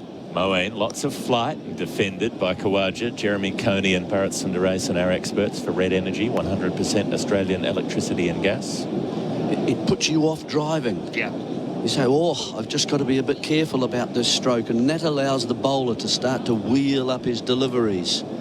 And now a third one goes in. This is the one off the back foot, punching it to broad loving going in close there. That just brings out the volatility of the position. So one just in front of point, one at cover and one at sort of extra cover, all within 15 paces of the bat. And, well, Khawaja gets one on the leg stump and tickles it away to mid-wicket. So Moeen Ali doesn't complete his part of the bargain. Khawaja up to 29, Australia none for 61. Yeah, that was a very Sunday morning delivery from Moeen Ali. The soft looping off spinner. Yeah. On the leg stump. Now the field shifting around a bit again for Warner. They're just trying to get in Warner's head, I think. So they've got a deep mid-wicket in case he tries the release shot. Field up on the offside. Warner comes down the wicket and drives inside out to that short extra cover position along the ground. Can't get a run there.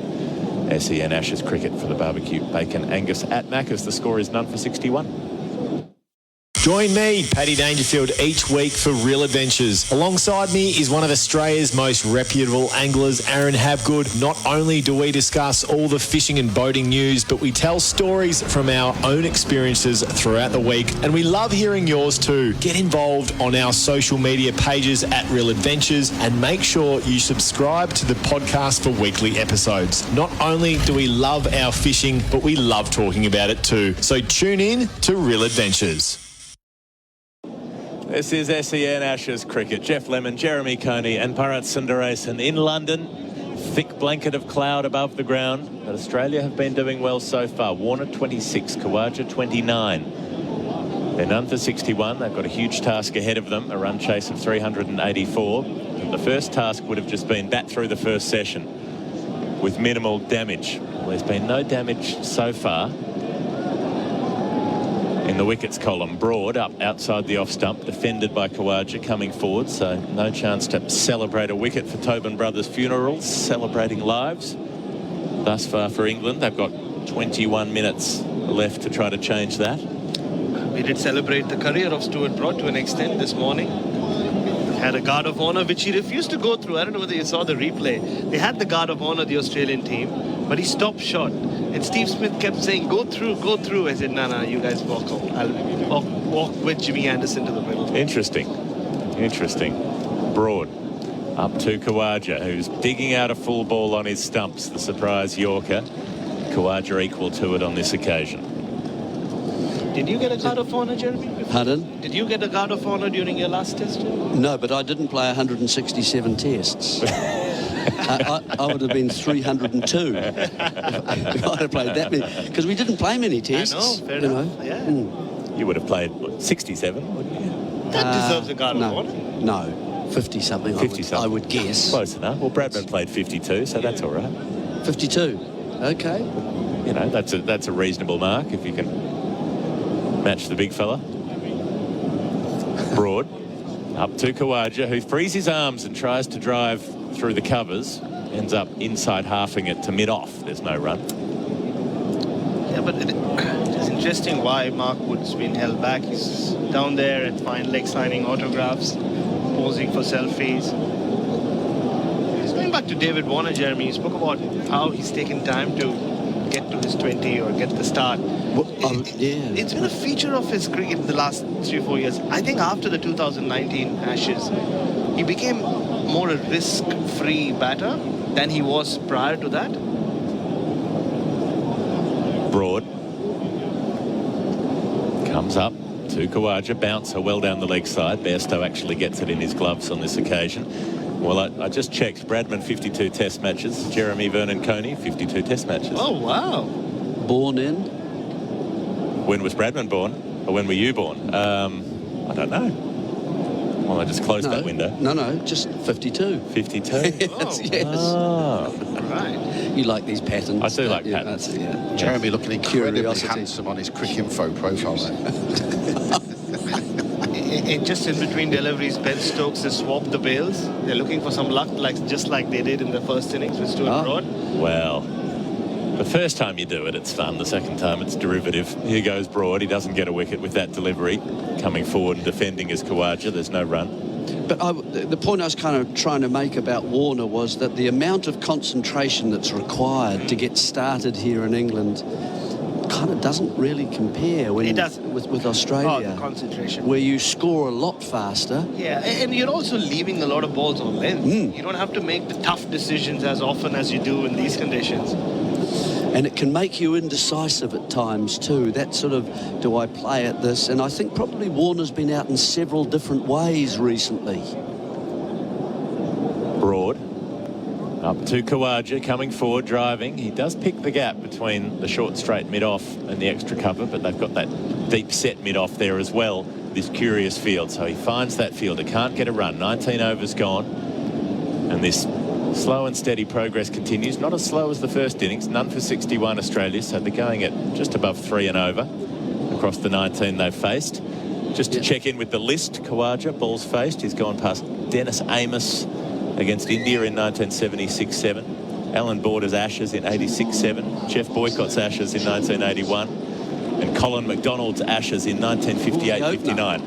Yeah, Colin McDonald. I'll bet if we went next door and asked Jim Maxwell about Colin McDonald, he would have some things to tell us. Oh, for sure. Well, Root now coming in to replace Moeen Ali at the same end, so Moeen Ali's bowled probably 2 or 3 really dangerous deliveries, but no more than that. No. Couldn't quite find his lengths for himself. Got to watch this now. Root has a habit of picking up wickets. He bowled well in the first innings to Joe Root, and he bowls well here, wide on the crease around the wicket and angles it in at Warner on the stumps, who gets in behind it and blocks it back to the bowler. Just a question, Jeremy. Do you think it's a question of light? The fact that Moeen Ali and Joe Root are bowled before Mark Wood and Stuart Broad is bowled a second spell. Anderson is warming up now at mid-on. Bit of a loop from Root, defended, back to the bowler. It has become quite dark here at the Oval, so has Ben Stokes been told not to use Mark Wood because of the pace? Because of the light? Yeah, I mean, potentially. Yeah. No other reason for him not to bowl. Hadn't considered that. Well, flight from Root and some turn and off break that spins away from the bat, but it's pitching a long way wide of off stump and Warner lets it go. So could that be it? I mean, the only other reason is that Wood has some sort of injury problem that we don't know about, but he's on the field. Yeah, he's looked pretty comfortable. Root, bit of loop, and Warner comes forward and defends. I can understand the spinners bowling. Can you guys? I mean, from what we're seeing and the dry nature of this pitch, I think it's worth a look at while the ball is still new and a good grip on the ball. And there has been some purchase from the pitch. Root bowls to Warner. Again, wide on the crease, angling in. Warner drives it back to the bowler. You would also imagine, though, Wood has had a good record against Khawaja recently, so why wouldn't you try to dislodge the left-hander in that way? You would have thought the top end, yes. Yeah, but it looks like Anderson's going to come back from replace Broad soon. I just saw him limbering up. Root Bowls to Warner, who drives hard outside the off stump. He'll get a run at least here. Might be a couple, as mid-off has a fair bit of work to do. Stokes getting around out towards deep extra cover in the end by the time he picks that ball up. Lobs it back in. 2 runs taken. Warner up to 28, trying to catch Khawaja, who's on 29. 20 overs gone. Australia, none for 63. I can just see Mark Wood running all the way from fine leg at one end to fine leg at the other end. He has. He's been doing that all day. Yeah, he seems fine to me. Yeah. I can't think of any other reason. Yes, I get your point, Jeremy, of using spin from this end. It's dry and the ball's hard. The fact that Anderson and Broad are now into their second spells, I can see Anderson coming into the attack like predicted. But can an umpire can't say, well, one of your fast bowlers is too fast, but the other one is okay. They don't do it that way. That's not what happened when Wood was not allowed to bowl at Old Trafford. They had to go to spin from both ends. So I can't imagine that it would be that. That doesn't seem to make sense. And while the lights are on here, I sense it's been darker than this in the match. Yeah, it has. Definitely. So here's a big one for you, Bharat. Usman Khawaja balls faced in a series 1186. He's gone past Michael Atherton against South Africa in 95-6. An iconic the big 180, series. the big 180 there. Alan Donald, that was the one, wasn't it? That was the one. Yeah. Jack Russell. Yep. Johannesburg. What a partnership that was. In another world, it's still going on. I get the shakes when you guys start talking about alternative universe. It's one of our favourite topics. Chaos theory. It's always there, Jeremy. It's another world where you're playing a 80-second test match. Sliders, the multiverse. Everything, everywhere, all at once. That's a film you have to see, Jeremy, if you want to get your head around the multiverse. And then your head won't be the same. Jimmy Anderson coming in, taking all the time in the world, Ben Stokes. Similar feel to what we saw for Broad, and Anderson is coming around the wicket. Just in between overs, more bail drama. Bring you up to date with it, Geoff, after this delivery. Yeah, well, I'll try to fill in the field as well for our listeners, because this is verging on the extraordinary. Anderson round the wicket to Khawaja, who tries to get a run behind point. He can't do so because they have an offside net. They've got 6 fielders, all within about 20 paces of the bat on the offside, 3 on the leg side. So they've got a slip, a sort of fly slip, not quite a backward point, a bit further around. They've got a cover point who's close, a cover who's set a little bit further back, an extra cover who's short, and a mid-off who's short and straight. So they've got a constricting net on the offside. Then they've got a mid-on, a mid-wicket and a long leg. So the plan is obviously bowl outside Khawaja's off stump, try to get him chipping up a catch on the drive or slashing one away off the edge to backward point. He leaves outside the off stump. A couple of balls faced in the over, which takes him up to Viv Richards, the West Indies tour to England in 1976. Another famous one. The balls faced. First big tour, yeah. Big runs, that innings. I think probably 500 in the series for Viv Richards. He got a couple of 200s, didn't he? He made 829 in the series. Huge series. And I think he missed a test. He did. He played 4 test matches. He made 300s, including that huge double, 291, was it? 291. Anderson very wide of the off stump, and Khawaja's happy to leave it. So this is interesting. Now they're going to play on Khawaja's patience, which has been up to it this series. That's interesting in itself, isn't it? That they feel that the pitch is such that they have to set a driving or a punch or off the back foot or a cut. That all those shots are threatened if you actually hit it in the air with the position of the men that you can see there. So that's what Stokes is doing. He's saying you can't score on the offside without some risk. Yeah. And at the moment, Anderson is bowling outside the off stump of Khawaja. Anderson does exactly that again. Khawaja does play, comes across to it, steers it behind point. Warner's thinking of a run. There was absolutely no run there, and Khawaja takes one step and says no. We haven't seen a lot of funky fields from Ben Stokes since Edgbaston, and the one thing that was overwhelming in Edgbaston was the lack of pace of the pitch. This is a slow pitch field, isn't it, Jeremy? Yep. Where you want that ball to stop on the batter, and he drives a little too early and chips it to one of those many fielders in the offside. Anderson up to Khawaja, who leaves outside the off stump. If you want to interpret those figures a little bit differently, same number of balls faced in 5 tests as Viv Richards in 4. He's made half as many runs in that time. 453 for the series for Khawaja. So Viv could play. Yeah, and it was just his second year of Test cricket. He makes his debut in India in 75, struggles against Bhagwat Chandrasekhar and Bishan Singh Bedi, and then but gets over the line in that tour and then comes here for the first time and kills it. Anderson, 1 to come in the over. That offside field still in place. Reaching for it, Khawaja, has he feathered it through? They're all going up. Khawaja stays exactly where he is. The umpire doesn't move. Stokes says, don't worry about it. It was wide and it was full. And somehow, for some reason, Khawaja reached for it and didn't manage to get a touch on it. 63 overs gone. Sorry, 63 runs on the board, 21 overs gone. Yeah, I'd be a little disappointed if he had got out to that Usman Khawaja after all the patience he's shown in this series. I think he rolled his fingers over the ball. It was almost like an off-cutter. Very full. Khawaja hit the ground for sure, but yeah, that little spike we see on Ultra Edge is him hitting the ground. Clear gap between bat and ball there. So in that over, Khawaja also went past John Edrich's Ashes in 1975, Herbert Sutcliffe's in 32-33. Bodyline series. Indeed. Jack Hobbs in 1911-12. First ball of the next over, Warner just driving it down to mid-off, trots through against Joe Root, takes Australia to 64. And also Graham Yallop's Ashes of 78-79. So he's ticking them off, Khawaja. He's only got about 80 ahead of him now. Started the day with 120 ahead of him. Loop from Root. Outside edge as Khawaja reaches forward. He'll get runs for it. He might even get a boundary. It's trickling into the rope now, and he does profit by 4. So he goes up to 33, Usman Khawaja. Australia none for 68. Yeah, the pace of Root just sufficient and wide enough that Khawaja can play for it, and he's with an angled bat down. It was never a chance, and just let it run off the face of the bat. Quite a good shot, actually. It is. I mean, it's quite deliberate.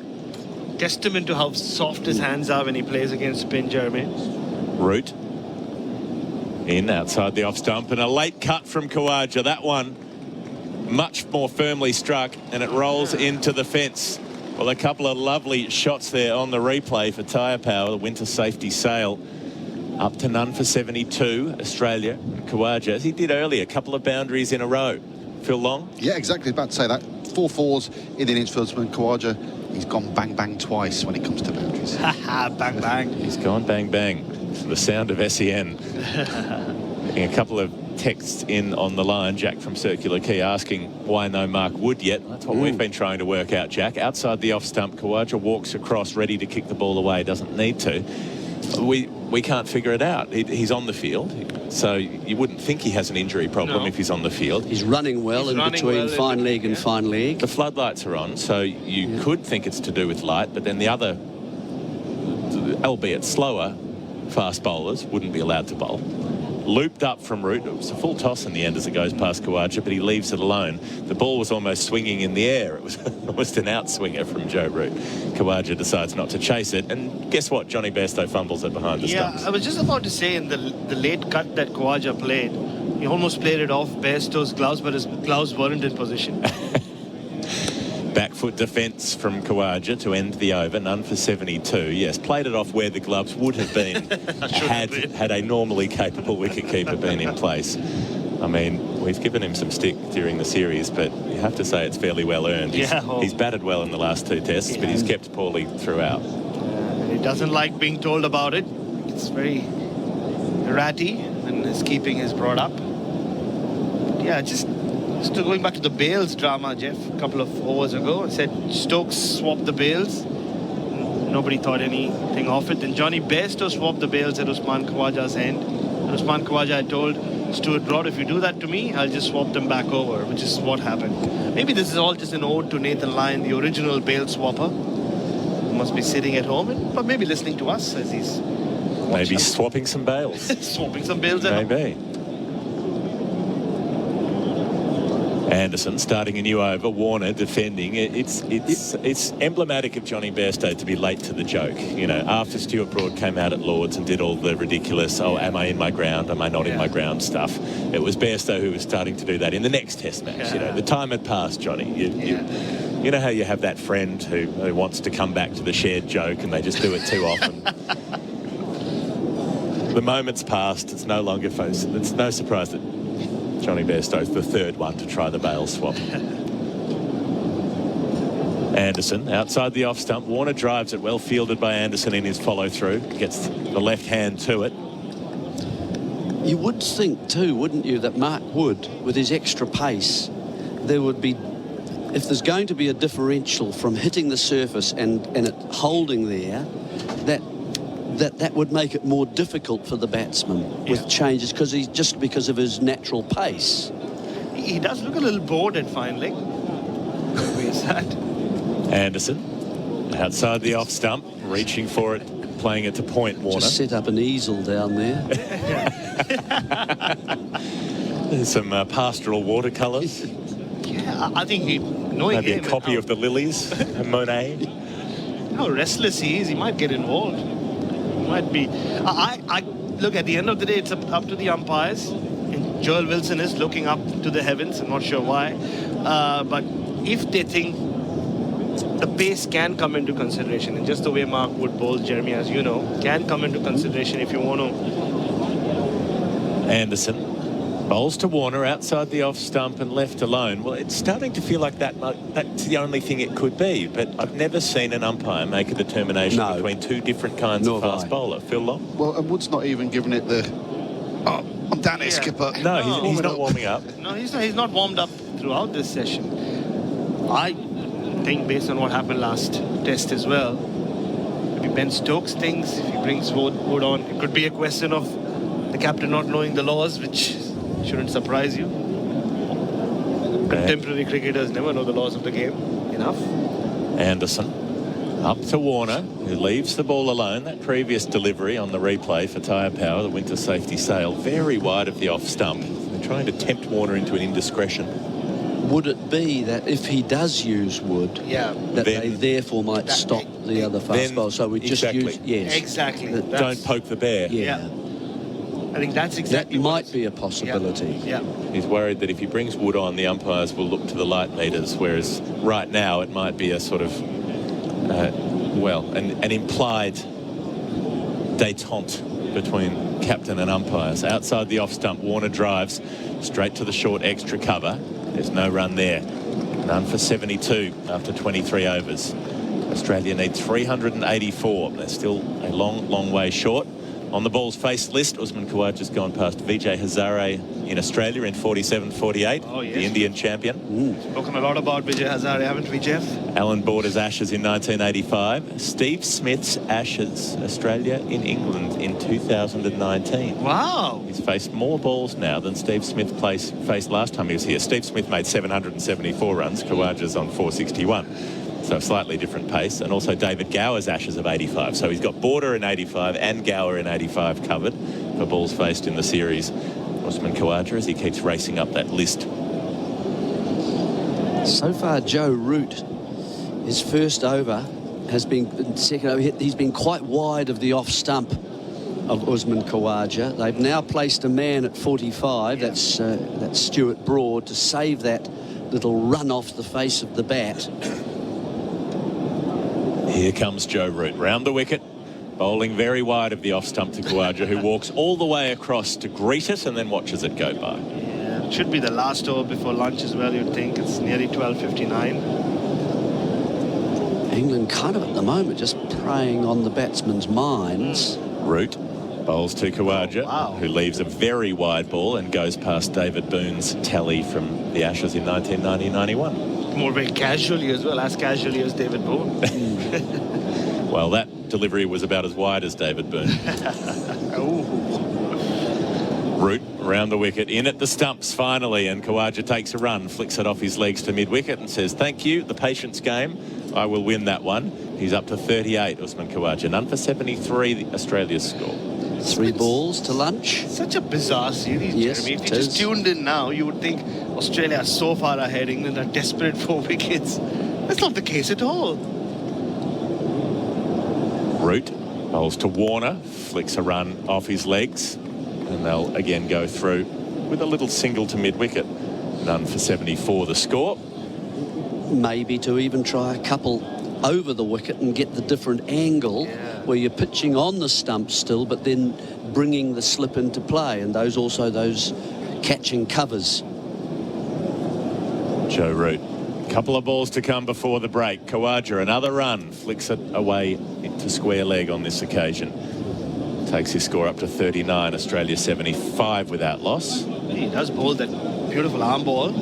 It's quicker than a lot of arm balls. You see the groundsman on camera, which is never a good sign. I think it's raining. Oh, it is. Yep. A lot of movement in the crowd. Yeah, it is raining. Welcome to our New Zealand listeners. You're tuning in for the last ball of the session. Joe Root bowling it and striking on the pad. David Warner going well down the leg side. Hit him almost outside the line of the leg stump, and Root gives up the appeal immediately, and it looks like some rain has started to come down. So the lunch break should be taken now, unless they're looking to squeeze in one more over given the clock. No, the umpires say that's it. Off we go, and that will be the session. So you have a look at the replay screens for Tyre Power, the winter safety sail. You won't pick up an Australian wicket on it. They've managed to bat through the session unscathed. David Warner and Usman Khawaja without too many alarms. England set them 384. That means Australia are still 309 runs short of victory, but they have racked up 75 runs. Well, I say racked up, not at a particularly fast pace. 24 overs have been bowled, and that was after James Anderson and Stuart Broad resumed this morning and had a little bit of extra fun out there. Stuart Broad hit 1-6 just to add to the score, take England's score up to 395, take himself to 8 not out before Anderson was LBW to the bowling of Todd Murphy, having failed to add any runs to his overnight score. He was out for 8. Could have done. They turned down a single for some reason when he hit Murphy into the deep. Seems like they wanted Stuart Broad to face Mitchell Starc and James Anderson to face Murphy. So Todd Murphy finishes with 4 for 110, and Mitchell Starc couldn't get a 5 for the one over that he bowled. He finished with 4 for 100. And since then, it's been Warner and Khawaja doing their job. David Warner on 30 not out, Khawaja 39 not out. And they've done the first thing they needed to do, Bharat Sundaresan. They've done it very comfortably as well. As the covers come on to the ground at the Oval, it is just beginning to rain a little heavier than it was 5 minutes ago. And yeah, they've looked in a couple of plays and misses maybe that I can count in the 24 overs they've faced. They faced more spin than they would have expected to face from both Moeen Ali and Joe Root. 8 overs of those 24 overs came from the spinners. Mark Wood hasn't bowled. I think it's because of the light. And in conditions where you would have thought the likes of Broad and Anderson would really have a ball, and Chris Wokes, they haven't been consistent enough and let David Warner and Usman Khawaja settle to the extent we saw them have an offside field for what you think is a slow pitch where they're waiting for the Australians to make a mistake. And Australia will take this session hands down, even though it started with I guess the Macca's moment of the day, Stuart Broad's guard of honor. Sorry, I'm doing your job, Geoff. That's all right. Well, there hasn't really been a Macca's delivery of the day, so you probably have to go with the moment. Yep, and the delivery could be the 6th. Stuart Broad becoming only the 2nd batter to finish his Test career with a 6 after Winston Davis, I think. With his last scoring shot. Last scoring shot being a 6. Yeah. Okay, that's a good one. Anything on the numbers, Phil? Any tale of the tape? Tell the tape. David Warner's in that danger zone now, isn't he? He's got 30 at the moment. As we mentioned earlier today, he's been out 5 times between 24 and 32 in the series. And the other thing I'll say is, at the top of the programme, we said that rain would arrive at about 1 o'clock, and it arrived at exactly 1 o'clock. Very, very good work from you. David Warner, from memory, I don't think he's got past lunch many times. Lords, I think, is the only time he batted past the lunch break, so he's had a tendency to get through most of the first session and get out before lunch, so maybe there's something in there, something for him in that, in any case. This is SEN Ashes Cricket. Geoff Lemon and Bharat Sundaresan will bid you farewell for now for the lunch break. We'll be back hopefully with play rather than rain after another 30 minutes or so. From now until then, it'll be Paul Sebastiani with the lunch break. SEN Ashes Cricket for the barbecue bacon Angus at Macca's. Adam Collins with you. With Australia having made a pretty good start through that first session. They're none for 75 after 24 overs. Their target is 384. Warner's on 30. Khawaja's on 39. They require 309 runs to win from here. That's all on the Harvey Norman scoreboard. They're experts for Red Energy, 100% Australian electricity and gas. Phil Walker, the editor-in-chief of the Wisden Cricket Monthly, and Jeremy Coney, former New Zealand captain and great. Phil Long's with us as well. The good news, lads, is that the rain started just when lunch was called and it stopped about 20 minutes later. We'll lose no play at all, as yet anyway, under leaden skies though. Yeah, lights are on, and it's an expectant crowd. I'd buckle up, folks back home, if I were you. This game is on. Right, so the first over after lunch is going to be bowled by the man who's celebrating his 41st birthday, James Anderson. He's on his way. It's 3 catching covers for Khawaja. The subcontinental field pushed out to backward point, no run. That says a little bit about the lack of movement, I suppose, that we saw before lunch, Jeremy, that straight away Anderson's going to a field that we might expect if he were bowling somewhere in the subcontinent, with 3 catching covers. One of those is Stuart Broad, the straightest, then Ben Stokes, then Moeen Ali, and a conventional backward point, a slipper, a deeper cover, a mid-wicket, a mid-on, and let's call it a deep backward square leg. It's an under-11s field. Yeah. Somebody can't hit it off the square. Didn't expect that. Khawaja certainly can. He's facing now on 39 and he drives straight to Broad, the straightest of the 3 covers. It's one of those fields, isn't it, where you think as a batsman, as you're standing there and looking out, you think, slow pitch, bowling a little bit wide that I therefore have to reach for, could possibly lose control of the shot just a little, and that would bring 3 men certainly in that little arc in front of you into play. A punch off the back foot, then Moeen Ali's in the game. A cut, perhaps even. We've got Duckett down there. He's in the game. Anderson, wide of the crease, bowls to Khawaja, plays late under his eyes to the squarest of the covers, Moeen Ali. So there's a slip, of course, so if you have a slasher, then as Khawaja did just before the end of play in the first session, there's a chance you could get a little feather and edge through to him. So it's a sort of field, I think, where you say, this is actually, we've reached a stalemate here. Unless I go big over the top, which I'm not prepared to do at the moment when we're chasing this kind of field, and I don't want to lose a wicket like that. Certainly my wicket, actually. So it's kind of a stalemate for me. And roots up quite close at second slip as well, in front of Bairstow. Anderson bowls to Khawaja, who drives through backward point, not quite, gets 1. Duckett does the fielding. Hands on heads from the England catching covers, but that was straight into the turf. Khawaja into the 40s, none for 76. Tells you that it's been gun barrel straight. Yep. First session. There was some clips actually at lunch. Anderson was bowling some off cutters and actually running his fingers down the other side of the ball as well, the odd leg cutter. So perhaps they're already going to that plan due to the lack of movement and the lack of spice overhead and underfoot. We've said it all week, haven't we? Mark Wood's off the ground. I'm not surprised to see that, because Mark Wood didn't bowl before lunch. Why not? And he did look under a bit of pressure. Bowling here to Warner for the first time in the session. Anderson's full and a bit wide, and it's pushed out to backward point. Saw him running towards long leg at one stage, and he wasn't able to spring. It was a jog. So he's going to come down the stairs and presumably come on at the end of the over. But even that's a little bit weird. Why would he be off for 1 over at the start of the session?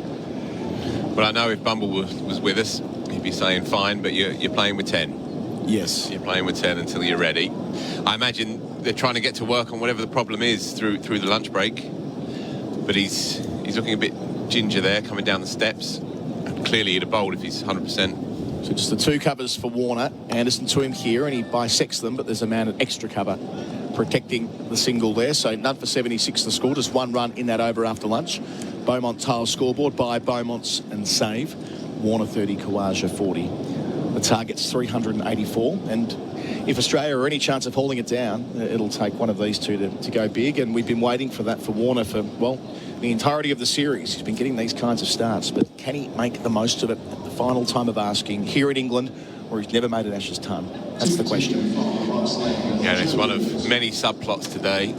I think Jeremy's right, though. England are going to just settle in, I think, with this tactic, and Australia, as they have done all summer, will sit on Anderson.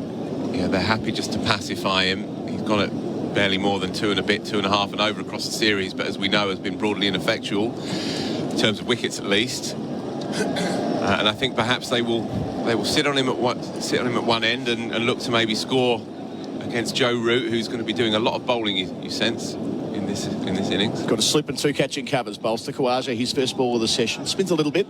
Khawaja helps it to mid-wicket, no run. We saw one ball from Joe Root before lunch turn square to Warner after pitching just outside the leg stump. But from round the wicket, that sort of takes some doing. So he's getting it to go from this Vauxhall end.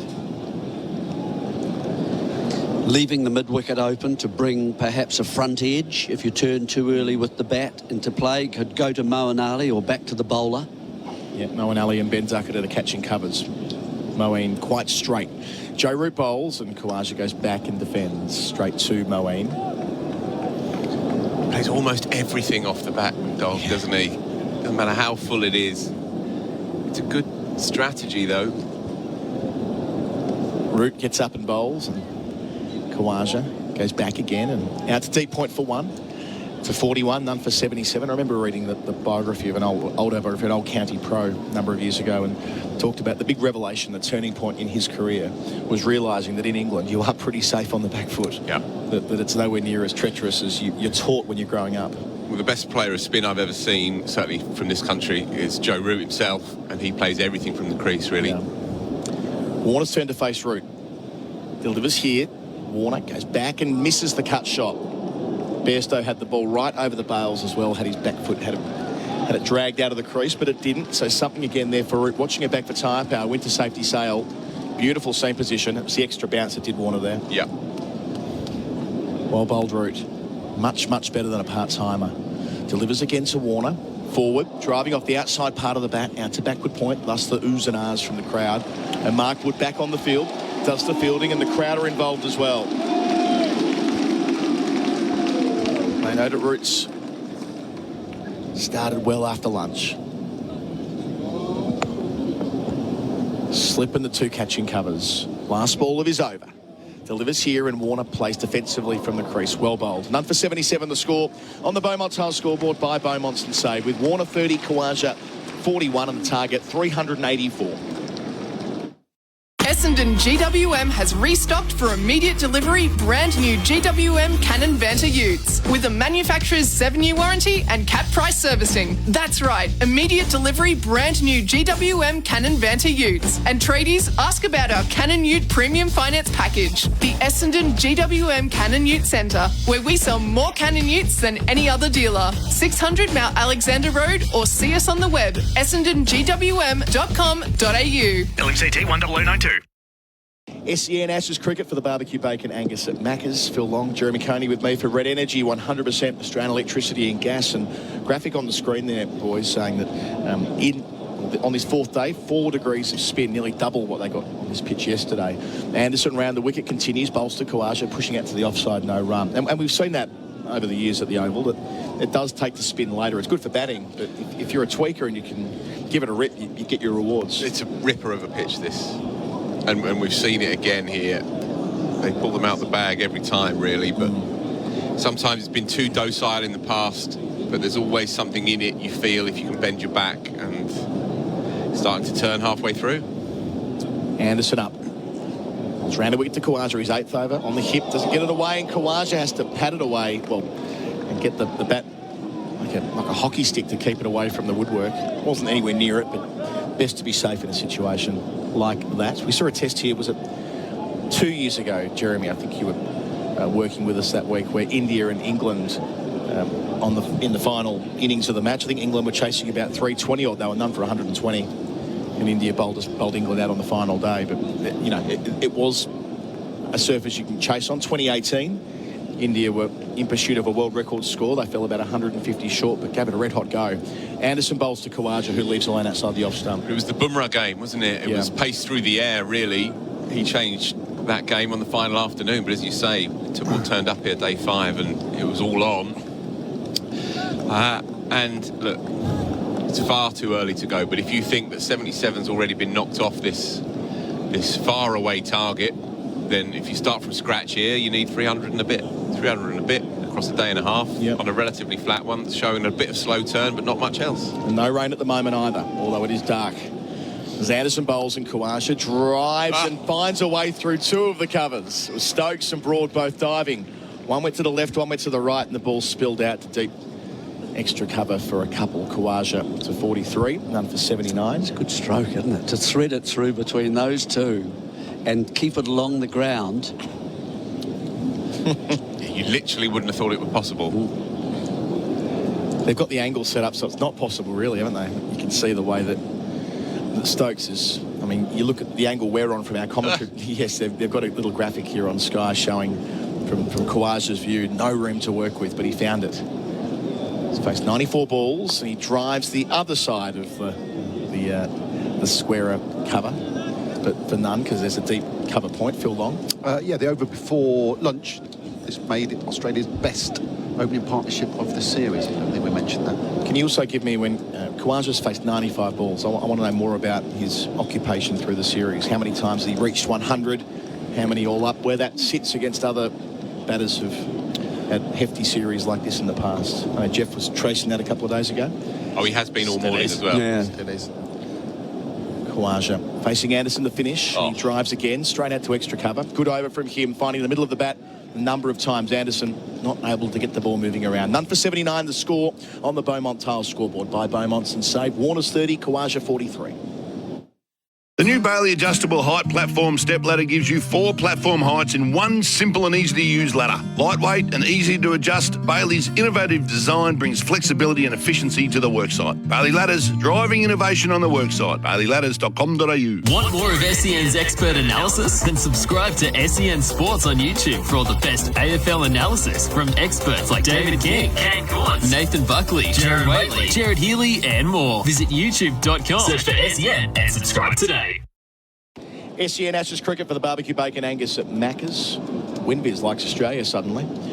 Root bowls round the wicket. First ball of a new set, and Warner helps out the deep mid wicket for 1. He's 31, none for 80 to score. It's got Australia up to 28%. So again, I always caveat this, a backward looking measure, and it isn't perfect, but you know, Australia are 1 in 4 shot from here, Jeremy. Does that sound about right to you? Well, we're getting there. I mean, it can change so quickly, though, can't it? I quite like the matchup Root to Warner. I think there's a bit of a chance there for England. It's Root to Khawaja now. Slip and 2 catching covers. Delivers round the wicket. Khawaja goes back to cut. Out to deep point. It's 44 with the single. None for 81. Different stroke from Khawaja than Warner plays. Warner wants to cut that, and that's when you get either the bottom edge onto the stumps or you get a little edge through to the keeper, provided he's got his gloves up and in the right place, or even going through to first slip. Root to Warner again. The matchup England want. Bit fuller. Lets it go after advancing and thrusting his back foot back, I should say. The game is on here. Root to Warner. There are a number of areas you can dismiss him from, because he's looking as if he wants to come down as well, and there's the field is set for it. Even if he hits it hard and well, you've got a man Stokes himself back at 3/4. If you don't get it over him. Root delivers and Warner watches it all the way into the gloves of Bairstow after shouldering arms. That's just a bit wide, isn't it? You want to make him play if you can, so you want to start if you can on off stump, and I know there's not the footmarks there, but it's still worth having a go. Breeze coming over Root's right shoulder, delivers to Warner, forward, bat and pad close together, defending out to cover. Yeah, that's better, and that's taken the outside half of the bat, so it's gone out to sort of short cover. So he's not quite to it. So a battle of concentration here for Warner, up against Root. Bowls again, bit fuller.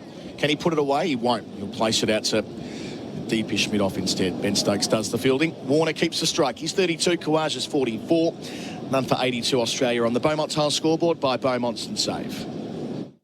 Hello. Frank Walker from National Tiles. National Tiles checked and locked prices are more than 20% below market prices every day of the year. Yes, National Tiles are dedicated to helping our clients save money on their tiles every day of the year. Come in store or online now and see for yourself. Proof of National Tiles checked and locked prices on many of our most popular tiles at 20% below market prices every day of the year. So rush into National Tiles now and save.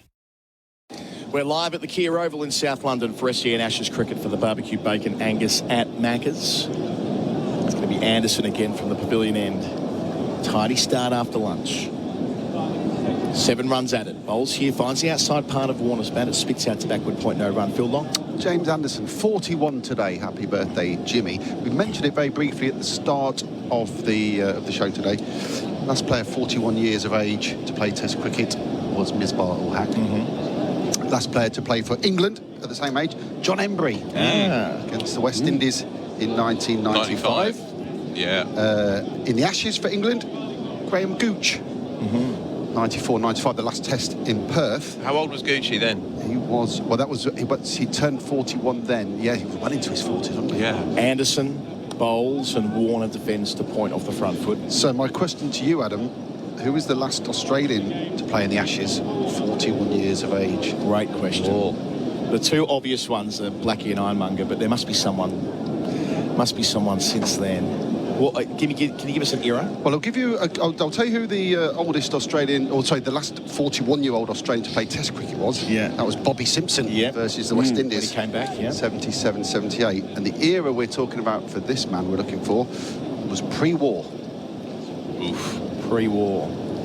Anderson delivers to Warner around the wicket, defends out to point, no run. So it's not Don Blackie and it's not Bert Ironmonger. Just to clarify, okay, they both were in that interwar period. So we're looking somewhere around there. Okay, let's think on that. 0433 98 11 16. Yeah, move it along the line. but don't Google it. Don't Google it. Oh, that's a nice little shot in the crowd here. Happy birthday, Dad, from Lalor and Ruby. The girls have made their old man a sign for his birthday, stuck up in the dressing room. You see that for Tyre Power winter safety sale. Anderson again on his birthday to Warner, defending under his eyes, off the outside part of the bat. Down to Root, who's charging in from first slip, no run. Any thoughts on who this might be, Phil? Top of your head? No, Ironmonger was the only name that came to my mind. Famously started old and finished older. 36-37 at the MCG. 36-37 at the MCG. It's not going to be. Nash was back. He was back later in the series, wasn't he, for that last test? 36-37 at the MCG. Mine's racing. How long did Clary play for? He was jettisoned before that next series. Bowling here is Anderson to Warner, who dances at him and defends out to mid-off, no run. 1 ball left in the over, but Warner, for the first time since lunch, showing a real desire to get down the strip. Yeah, Clary... So Grimmett was binned off for he Frank played Ward. at 41, but it was just before the player we're looking for. Geoff's the expert on all things Clary Grimmett. Looking over him. He played in 36-37 or just sacked by then? He was just sacked then. Sacked. Yes, 36 in South Africa when they parted ways with Grimmett, despite his ridiculous record. Anderson to finish. Warner on 32, and he deflects down the third man. Lovely shot. That's a pressure release as well. Got into position early. That's his T20 skills on display in his final test in England. Warner up to 36, Khawaja 44, none for 86. That's on the Beaumont Tile scoreboard by Beaumont's and Save. Hidden Gems of Melbourne. Prince Wine Store in Bank Street, South Melbourne. Wine Enthusiast magazine has voted Prince Wine Store in the top 10 iconic wine stores in the world. The only store in the Southern Hemisphere to be chosen. Up to 4,000 wine lines, all wine regions of the world, from $10 to $10,000. You'll find the perfect wine at Prince Wine Store, bringing Melburnians the greatest wine in the world. Delivering Australia-wide, princewinestore.com.au. New over, Root to Khawaja, on leg stump and appeal from Bairstow. I'm not sure why. It's been tucked around the corner to backwards square leg for none. Our coverage for the barbecue bacon Angus at Macca's. Good stroke to finish that last over, wasn't it, from David Warner? Earned the shot, really, didn't he, by going down the wicket a couple of times? Root again to Khawaja, his 99th delivery, back and defends from the crease, as he's done so often, both in this series and in Pakistan last year, and India earlier this year, and Sri Lanka last year. Back and defending the spinners. That is a long half volley to go back to. It is. Fabulous stuff. Mark Wood is on the field, but he is not bowling, not as yet. 30 overs into the innings. Delivering here is Root. Khawaja, fraction quicker. Into position, knocking it on the head. Out to the straighter of the catching covers, Phil Long. And for the 5th time in the series, Usman Khawaja has faced 100 balls in an innings. Superb, 5 times. And thrown a 96-ball innings as well. Root up to that man Khawaja. Delivers here, Khawaja back and defends. 2 good deliveries from Root, aren't they? Right at the stumps, not bouncing too much and quite full, and Khawaja playing French cricket basically with him. Might be the time for the arm ball. He's got that little swinger back to the pads of a left-hander. Also got a leg break, but the arm ball we saw last week pick up a wicket. Delivers here to Khawaja. It is a straighter one. It's quicker as well, and Khawaja equal to it. Pulling down late, out to deep mid-wicket for 1. He's 45, none for 87. I'm not sure if it was the arm ball or not, but it certainly went on, Jeremy. Happy with that if I'm the bowler. Yeah. So far, Khawaja has played that with a straight bat. He's actually pulled this one. If it keeps low and squats a bit, it actually got a bit more bounce, didn't it? Just short enough. Replay for tyre power. Winter safety sail. That was hitting the stumps had Khawaja missed. Root to finish, and Warner watches the off-break eventually into Bairstow's hands, albeit via a deflection, as tends to be the norm for Johnny. None for 87 for Australia after 30 overs on the Beaumont Tiles scoreboard. By Beaumont's and save. Warner 36, Khawaja 45. Real people, real products, real fun. No matter who you are, Sexyland has something real sexy for everyone. With Australia's biggest range of sexy costumes, lingerie, couples toys and fun gifts and games for adults. Sexyland. 11 stores in Melbourne and Geelong, open till midnight 7 days a week. Or shop online for 2-hour delivery.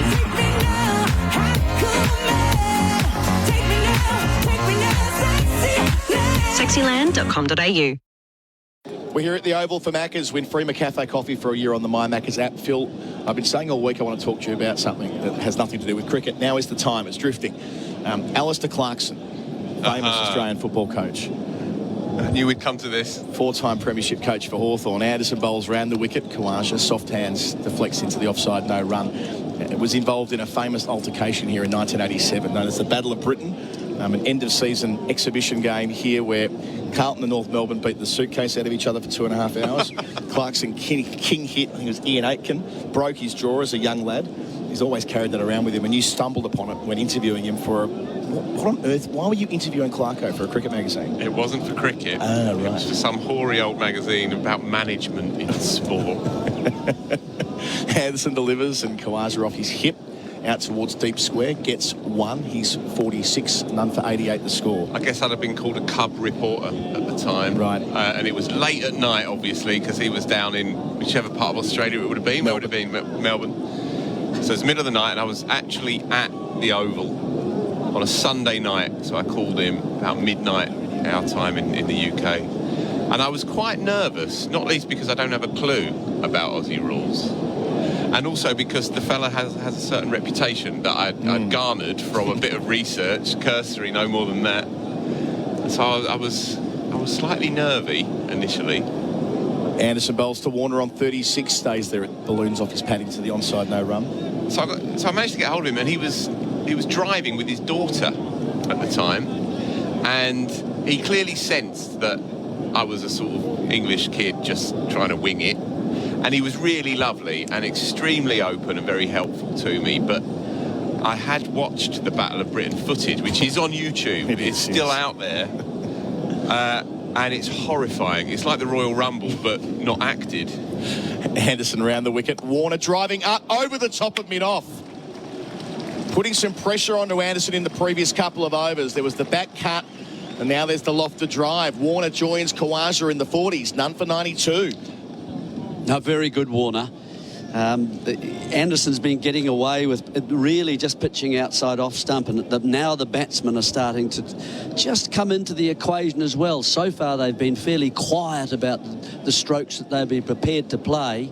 That's a much more bold one, isn't it? Much more bold. Yeah, it's a really interesting contest here.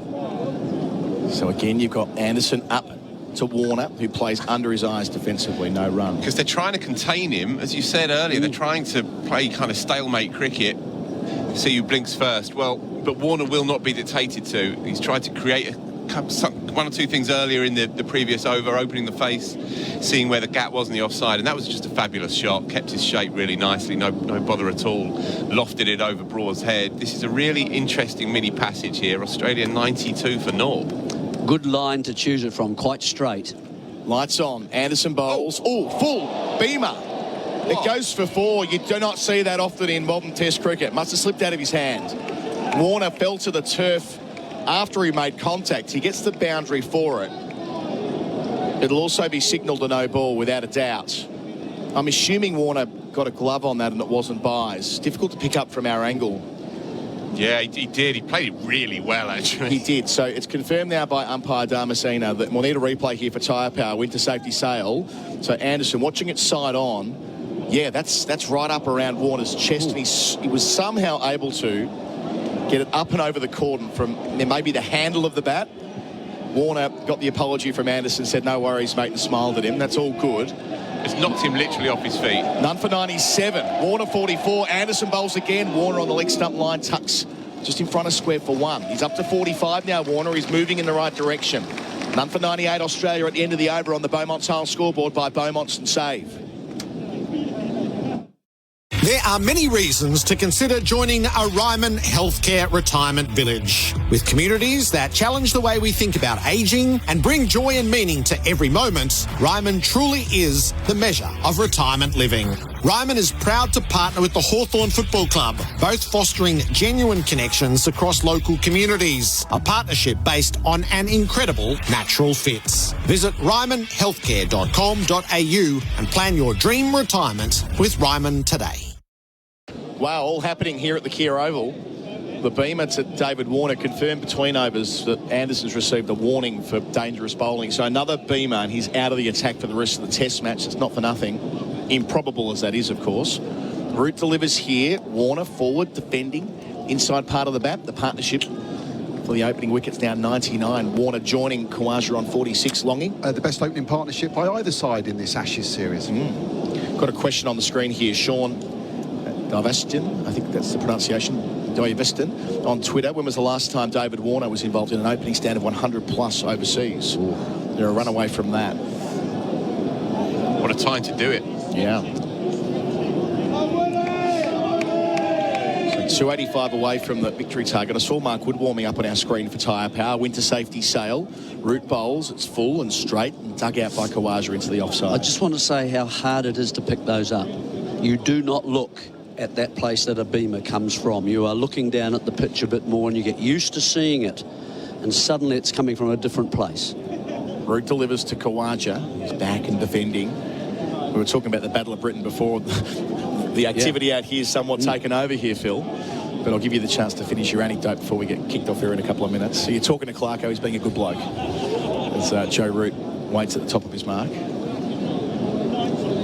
Slipping a couple of catching covers. Root delivers, and Khawaja's turn to leave alone outside the off stump.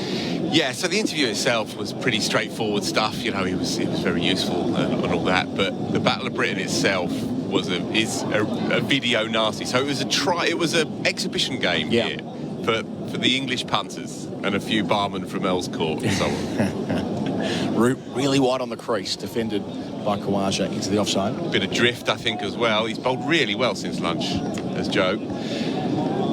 Yeah, and it just descended into a mass brawl, and Clarkson went up behind one of the other players. As a young lad, I think, he was just trying to find his way, and he clobbered him, the classic sucker punch from behind. Ian Aitken was his name. Root flat and fast to finish. Deflected into the offside, no run. End of the over, none for 99 Australia. Warner and Khawaja both are on 46, and Mark Wood takes his jumper off. Back with that after the break. Beaumont Tile scoreboard by Beaumont's and Save. Hello. Frank Walker from National Tiles. National Tiles checked and locked prices are more than 20% below market prices every day of the year. Yes, National Tiles are dedicated to helping our clients save money on their tiles every day of the year. Come in store or online now and see for yourself. proof of National Tiles checked and locked prices on many of our most popular tiles at 20% below market prices every day of the year. So rush into National Tiles now and save. SEN Ashes cricket for the barbecue bacon Angus at Macca's, and the roar that went around the crowd here. Mark Wood fit to bowl, or at least he's going to try. Right arm fast flashes up on the screen for tyre power. Winter safety sail. Talking about one bloke getting hit on the head here many years ago. Well, we expect some short stuff here from Wood, especially to Warner, who they've tried to work out a few times in the series in that part of the pitch. They'll start with a slip. There are two back for the short ball. Wood from the pavilion end. The game always changes when he's in the attack. How will he fare? First ball of the innings to Warner on the hip. Helped away. Look for the speed gun. Didn't feel quick. 87 mile an hour. So quick by normal people's standards, but not by Mark Wood standards. And that brings up the 100 stand between David Warner and Usman Khawaja. So recognised by the Australian fans standing to our left, waving their flags. And on the pavilion dressing room balcony as well. Warner overtaking Khawaja in the last couple of overs. It's another of those lines on the wall of the dressing room, crossed with the whitening, the boot whitening, off, achieved, set off after the next one. So 284 to go from here. Wood to Khawaja. He knocked him over at Leeds with a thunderbolt. Arrives and delivers, and Khawaja plays with soft hands through the court, and that'll be 4. That'll be his 50 as well. Outside edge of the bat, but no one at third slip. Went to the turf anyway. And Usman Khawaja, who's enjoyed so much success over the last 6 weeks, only fitting that he gets a chance to raise his bat again. The job nowhere near done, but already a partnership of 104. Usman Khawaja, that's the 39th time in Test cricket he's reached 50. It's a good 52, isn't it? It's, you know, he's been much more busy than he was. He didn't get stuck in this innings the way he did in the first innings.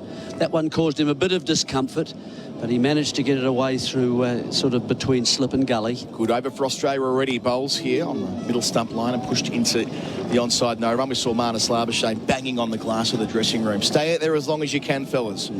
I'll join in later. We saw it yesterday. This is a very docile and easy-paced pitch. There's nothing in it really for the seamers anymore. There's a bit of purchase, as we know, from the slow men, but this is an easily negotiable cricket pitch now for the batters. Feels to me like that 2018 chase when India was set 450 odd and KL Rahul and Rishabh Pant both made hundreds on the final day. Needed Adil Rashid to sort that one out.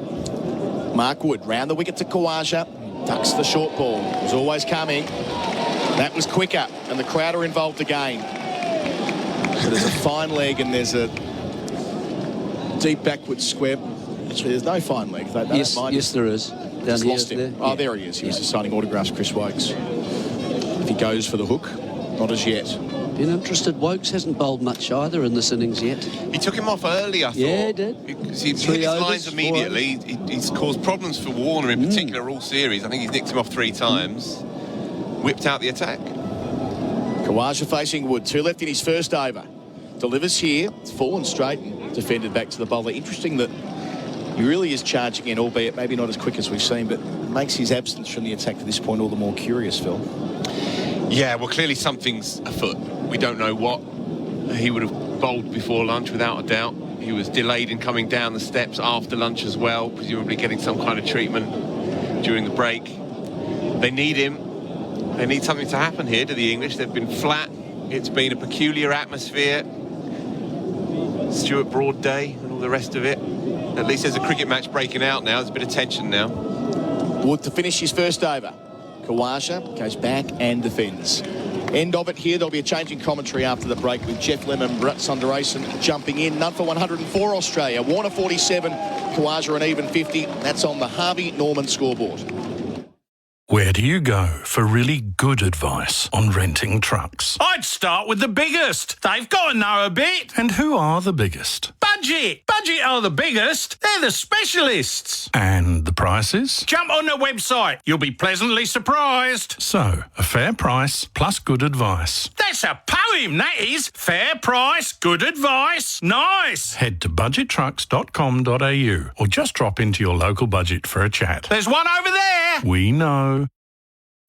SEN Ashes cricket for the barbecue bacon Angus at Macca's. None for 104. Joe Root round the wicket, nice and wide, and Warner steps across and just watches the ball go through. You can hear the crowd starting to get involved. Bharat Sundaresan is not on air. He's not wearing a headset. Peter Lalor is. He's not going to try to fill the shoes of Bharat. He'll do his own thing. Warner drives a run down to mid-off. Gets it just past the short straight mid-off where Moeen Ali is stationed. Not very mobile at the moment, Moeen.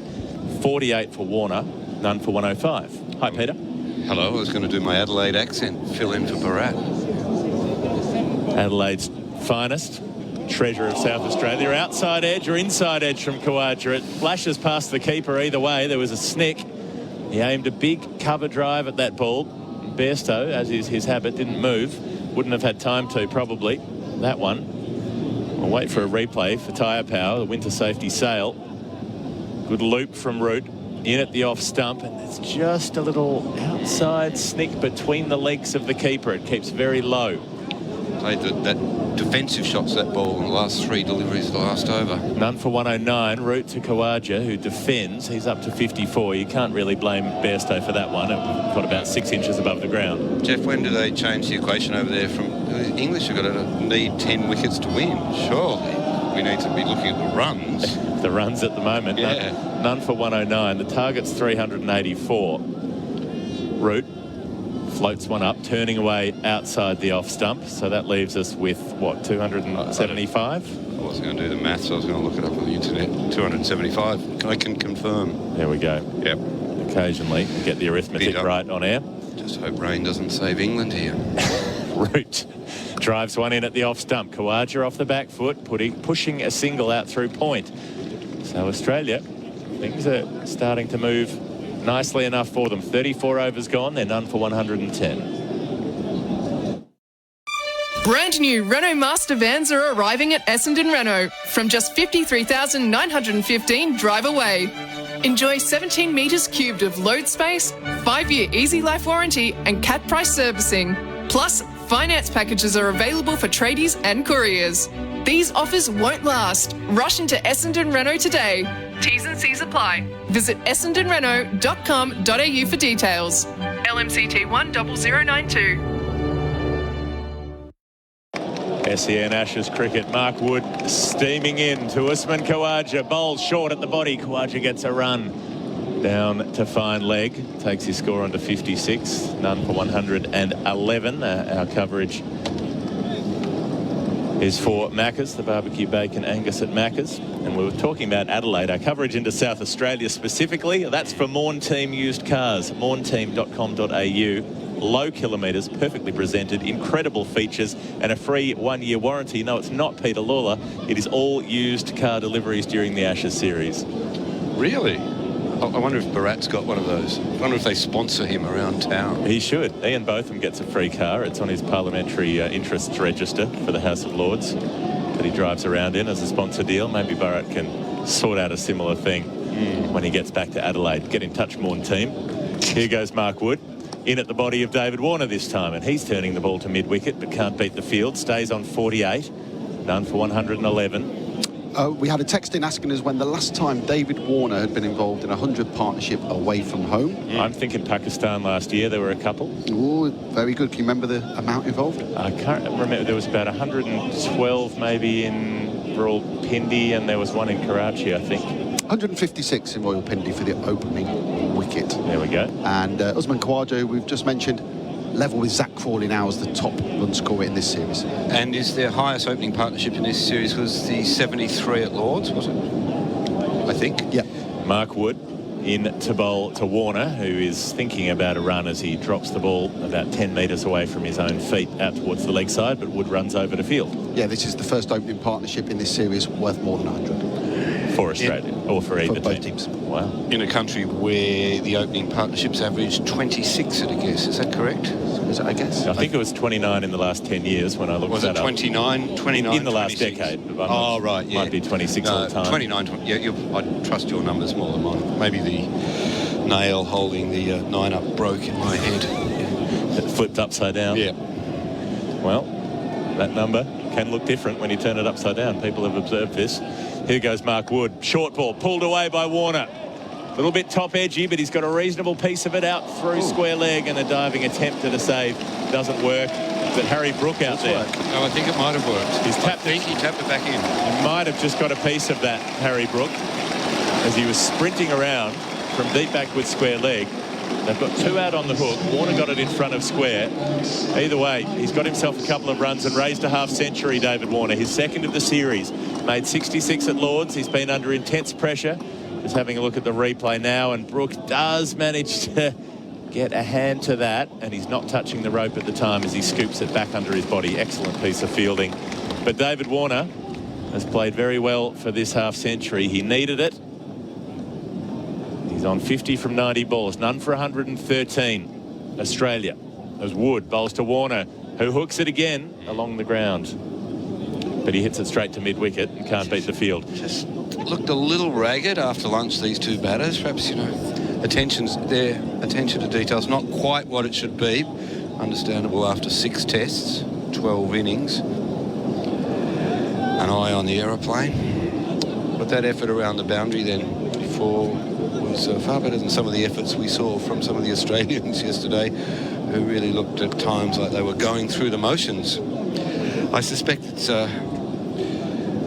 the petrol tank looked a little bit empty for the Aussies yesterday, and it's harder to fake it when you're a bowler and a fielder than it is perhaps when you're a batter. When you're a batter, you just stand there and think, oh, well, I've got nothing else to do. Wood looking to finish the over strongly. Up to Warner, who's pushing outside the off stump. Moeen Ali manages to be mobile enough just in front of point to block off that shot. 35 overs gone on SEN Ashes cricket for the barbecue bacon Angus at Macca's. The score is none for 113. Sheen is looking for new apprentices. As a paint or panel technician apprentice at Sheen, you're not just keeping people on the road. You'll enjoy TAFE schooling at Kangan Automotive Centre of Excellence, one-on-one on-the-job training and above award wages. Sheen is a Victorian family business that has trained paint and panel technicians since 1969 with 26 locations across Melbourne. Start your apprenticeship today. Visit sheengroup.com.au/careers. SEN Ashes cricket for Macca's. Win free McCafe coffee for a year on the My Macca's app. Joe Root is going to continue. He's bowled a lengthy spell. He's bowling to Khawaja, who's down on one knee and sweeping and getting it very fine just past the keeper and won't get a run. Hands on head for Root. Thought he might be through onto the pads there. Well, this is the effort that Australia needed from the opening pair in the first innings of this game, really to set the game up. They're chasing the game now. Could still do it. You never know. Well, 384 to win. They've knocked off 113 of those, so 271 left to get. Yeah. If you look at that as being with 10 wickets in hand, it's not unachievable. It'll still be a huge effort. It only takes one, and suddenly the game changes. England get to put the pressure back on. Root with some flight. Across his off stump comes Khawaja and defends the ball back to the bowler. That's a French cricket defence, isn't it? 2 pads together, the bat almost between them. You'd played French cricket as a kid, wouldn't you? I recall it. I don't think I ever hit the ball. It wasn't my strong point. Root flatter and faster, and Khawaja goes back and cuts, gets it past backward point, and he'll pick up 4 runs here. That was very well played from Khawaja because that ball was darting through. It was just short enough, and he's able to back away and create the room. None for 117, take his score to 60. Still classic Usman Khawaja innings, this. Showing some delicate wrists, watching the ball, not too much exertion. Hasn't done anything foolhardy like Warner getting caught there trying to ramp as a bowler before. Look at the replay. That ball was below stump height when he cut it just outside the off stump, and he goes back and punches with a straight bat off the back foot this time to a very similar delivery. So he's got the range, and he's showing us that range today. Khawaja goes to 61. Warner on 50. Australia none for 118.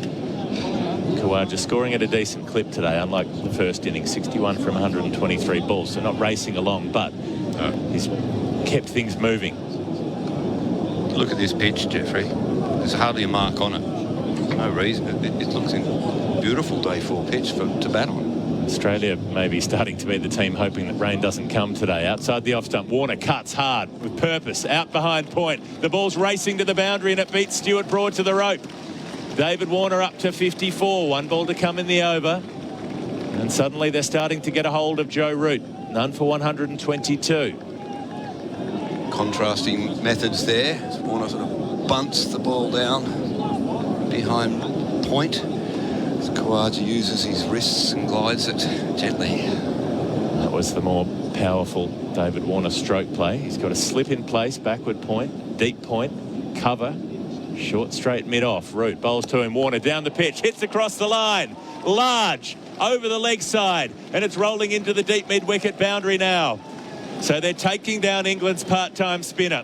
England's actual spinner is hampered by a groin injury, and Mark Wood hasn't bowled much today. He's just come on. 36 overs gone. Australia none for 126. Hello. Frank Walker from National Tiles. National Tiles checked and locked prices are more than 20% below market prices every day of the year. Yes, National Tiles are dedicated to helping our clients save money on their tiles every day of the year. Come in store or online now and see for yourself proof of National Tiles checked and locked prices on many of our most popular tiles at 20% below market prices every day of the year. So rush into National Tiles now and save. SEN Ashes cricket for Henley. Brand new Henley completed homes in Bonnybrook for under $600,000. 13 runs off the last over for Australia. It might be the last one for Joe Root for a while. And this, Peter Lalor, you've been a Warner observer up close for his whole career. This is a very important innings for Warner to make a half century. He's gone to 58. Well, I think I wrote in the paper the other day, you know, Warner is not exactly from fairy tale central casting, but it would be nice for him to get 100 on the way out of England, wouldn't it? A Matraville mauler. Well, they're going to go for the bouncer plan, it looks like. Mark Wood will continue to bowl. Khawaja's on strike, and we've got a cover, deep backward point, a gully, and a fine deep third, if that makes sense. Here goes Wood, and he hits Khawaja on the back as Khawaja tries to duck the ball. Back of the helmet, I think. Yeah. And that's a problem. Khawaja's still down on one knee. Doesn't look very happy. He's standing up now and walking down to Warner. We'll have the concussion check, of course, but that ball did not get up. Went down on one knee, turned his head to the side, and it's just crashed straight into the side of his helmet. He's indicating to Warner it was a glancing deflection, so he seems to be saying he'll be okay. Did get up high off the helmet, but it sort of went straight up as if it got a fair bit of his head on the way through. Hello, Bharat. Pete, Geoff. Just was where the... Lovely to hear your Adelaide accent on the other microphone. What did you make of that? Didn't get up. Back of the head. And also, he just went down so quickly when he saw the ball was pitched short, and like you said, Geoff, he would have telegraphed, or England telegraphed their plan, so he would have known what was coming. He went down so quickly and moved his head away from the ball. Not always the best technique to duck when you do that so quickly. You could have played that comfortably from your usual stance. Good to see Mark Wood inquire if he was all right there. Yeah, and 2 bites of the banana for David Warner while Usman Khawaja gets his... So is that a metaphor for something? What are you talking about? It's usually 2 bites of the cherry. Yeah, but he did actually have a banana, yeah. Oh, he had a banana? He had a literal banana. Usman Khawaja's getting a drink out there. The England team clustering around. This game just moved very briskly after lunch. And interestingly enough, the Aussie batters haven't looked as composed as they did before the lunch break. They have attempted a lot of shots. Joe Root, really seen him chunter away as much as he was with ball in hand. A couple of sweep shots that Usman Khawaja attempted. Didn't do well, and looks like... Are they taking a drink, Phil? The third umpire's coming out with a ball. So they're saying that the ball's been knocked out of shape by crashing into the helmet. Yeah. That's a new one. So a delay on play at the moment. Good morning to our New Zealand listeners on SENZ. They're here thanks to Racine, New Zealand's most trusted paint brand. If you're listening in New Zealand, you can get involved and send us a text on 8833. So we're having a break in play with that nasty blow to the back of the helmet for Usman Khawaja. That's just caught the underside of the helmet, you know. Right. Yeah, the lip of it, if it was upside down. Is he wearing the stem guards? I don't think he is. Didn't look like it. No, another inch lower, and that's crashed right into the back of his neck. Half an inch lower, actually. He's a lucky boy. We're all aware of the potential ramifications of that, of course. He doesn't. He looks a bit unhappy with his situation. He does. He does. He looks a little not shaken. Yeah. It's that. So the box of balls has come out. They're looking for a replacement. England would be looking for a new ball because that one's not doing much. Nothing at all, to be honest. Yeah. They'd be pretty happy to get that one changed. So Khawaja will take as much time as he can just to make sure that he's settled. He's got a smile on his face out there speaking to the Australian medical staff. The umpires are hanging around saying, well, OK, what's happening now? Are we getting on with it? David Warner's got a towel around his shoulders. Like he's going to jump into the shower. We were talking about Warner before, saying power seems to have gone out of David Warner's game. Yeah. You know, the David Warner Mark 1, the David Warner that made his debut in that T20 game against Dale Steyn and all those quicks, he was a power hitter. But now you see him wind up and go for those big shots, they fall short. They fall short regularly. He used to have that uppercut punch like a Mike Tyson. We got a bit of trouble. A new helmet's been brought out. Helmet. But with the stem guard, I think. Yeah. So we're getting a replacement helmet coming out. It's taped up at the front. I don't know why there's a bunch of tape over the crest. That'll need to come off. It has. Oh, it's a brand new helmet. It's a brand new Australian lid with the crest on it, not the beer logo that Doug Bollinger went after. That's the inside padding that one of the assistants has got in his hand there. That's not a stem guard. No, it's not. So he's still sorting out the fresh helmet. Khawaja pops that on, but he doesn't have the neck protector at the back. We all made a lot of the neck protector 4 years ago when Stephen Smith got hit at Lord's and he didn't wear one. And he went to Old Trafford and put one in for his helmet, if you remember. Well, he spent a lot of time in the nets in between getting used to having one because he realised he had to have one. Yes. And I think we all wrote articles at the time. We just could not believe that these guys would not wear one, considering what they'd been through in recent years. But they seem to have gone out of favour again. Yeah, I mean, it's left to the batters these days. That's it in. Time passes and the issue seems less pressing somehow. Well, I don't think it is, given just how close that contact was. So if you're just joining us, the score is none for 126. We're on SEN Ashes Cricket for Maccas. Win free McCafe coffee for a year on the My Maccas app. We're in the 37th over of the 4th innings. Australia have been set a target of 384. They bowled out England earlier this morning after a couple of overs.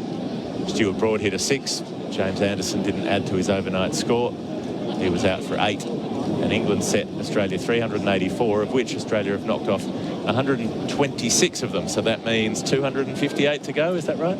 Yep.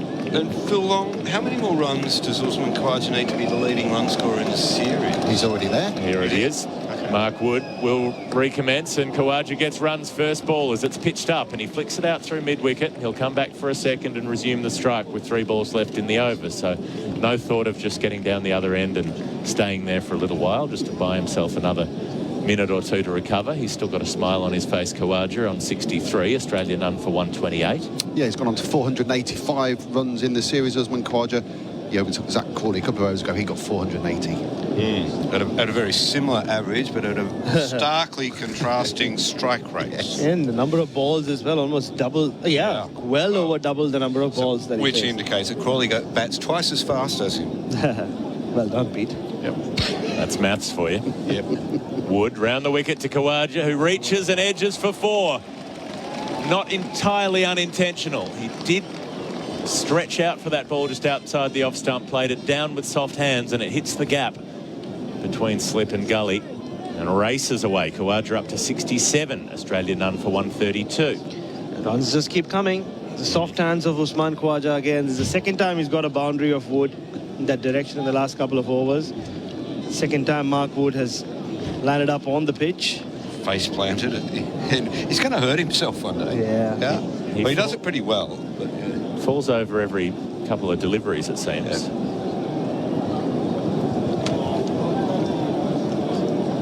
Well, now Mark Wood over the wicket.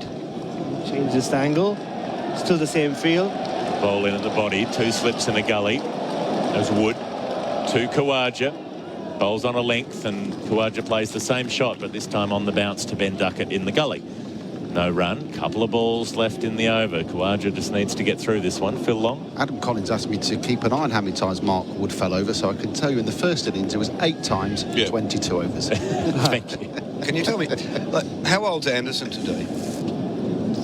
41. 41. So Wood falls over. Does Anderson have a fall if it happens to him? Has he reached that point of life where he's had a fall? I think about these things at my age. Wood.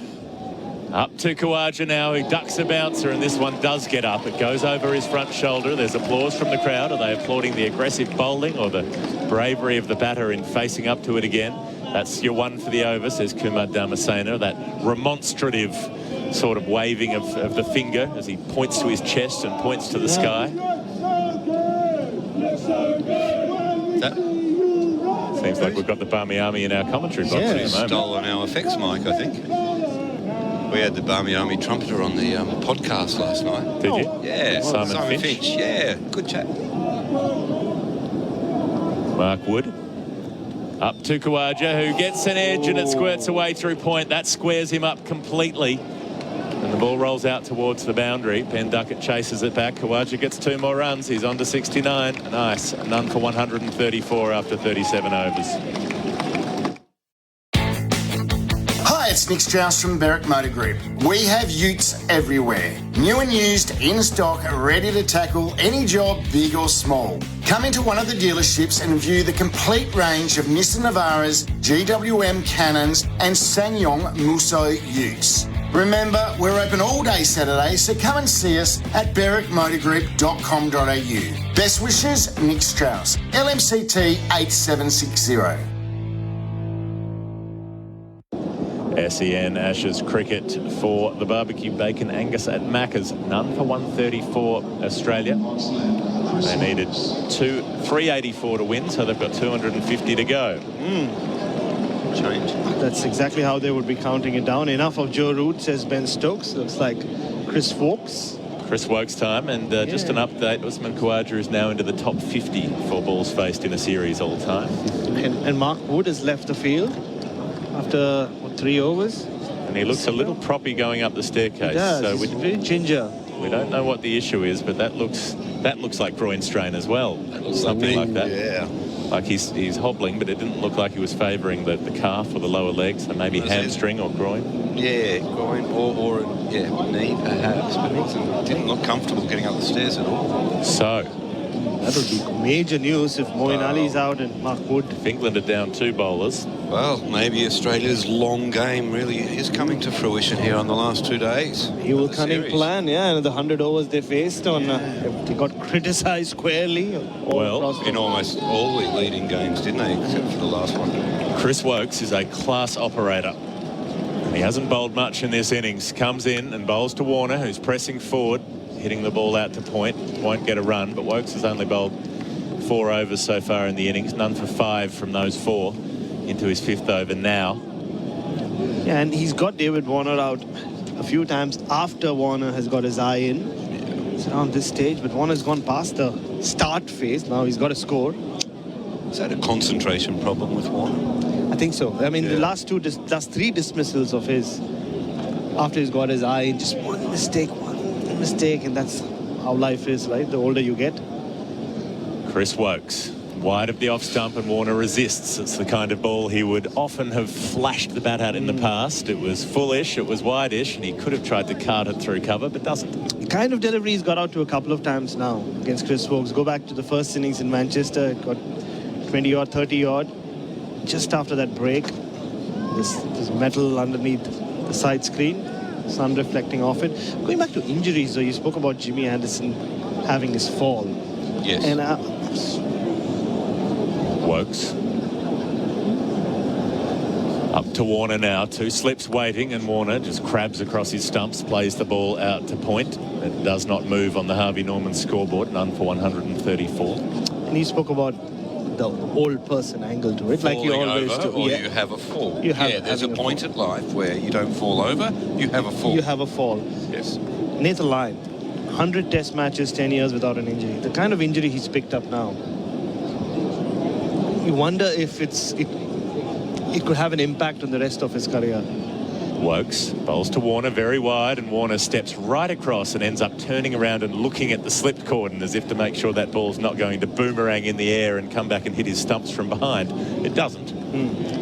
And I was speaking to another senior Australian journalist, Andrew Ramsey, about it, who closer to your age than mine. But Does this all have to be about age? No, I'm just saying, with Nathan Lyon, you do more slowly so you can understand. Can I just throw in here? Let's just wait for this delivery. Hopefully it's something about the cricket. Andrew Ramsey at the press conference last night, somebody asked him, with Broad announcing the retirement, here's Wokes on the leg stump, and Warner flicks it away for a run. The score moves up to 135 for none. I said, Rambo, which cricketer would you peg your career to when they retire, you should retire? And he said, Stephen Waugh. Well, it's not far from the truth, because about 10 years ago, Andrew wrote a book about why he was giving up cricket reporting. He said, and basically it was, I'm done. He's been back 2 Ashes since, 2 Ashes tours to England. He's the Moeen Ali of the press box. Didn't he retire? Shahid Afridi of the press box, perhaps. Johnny Farnham, as David Warner threatened to do a Johnny Farnham the other day, didn't Good reference, totally over Bharat's head. Didn't know who Johnny Farnham was or why he kept coming back. Have you never heard Sadie, the cleaning lady? Cultural absence. Khawaja defends the last ball of the over, back to Wokes, who grabs it with his left hand. 38 overs have been bowled. Australia are none for 135, and that should be the drinks break. Yes. It is. After drinks, it'll be Adam Collins coming in for me. This winter, get to Yarrabeen Golf. The course is in fantastic nick and accessible to all players. Fine-tune your game in the undercover driving range, open to 10 p.m, rain, hail or shine. Yarrabeen Golf Fairfield, just 10 minutes from the CBD. At SEN, the GOAT questions are always being asked. Messi or Ronaldo, Federer, Nadal or Djokovic, Chris Judd or Gary Ablett Jr. When it comes to the GOAT Mexican restaurant, we all know it's La Cabra Modern Mexican. Visit lacabramexican.com.au for your nearest restaurant.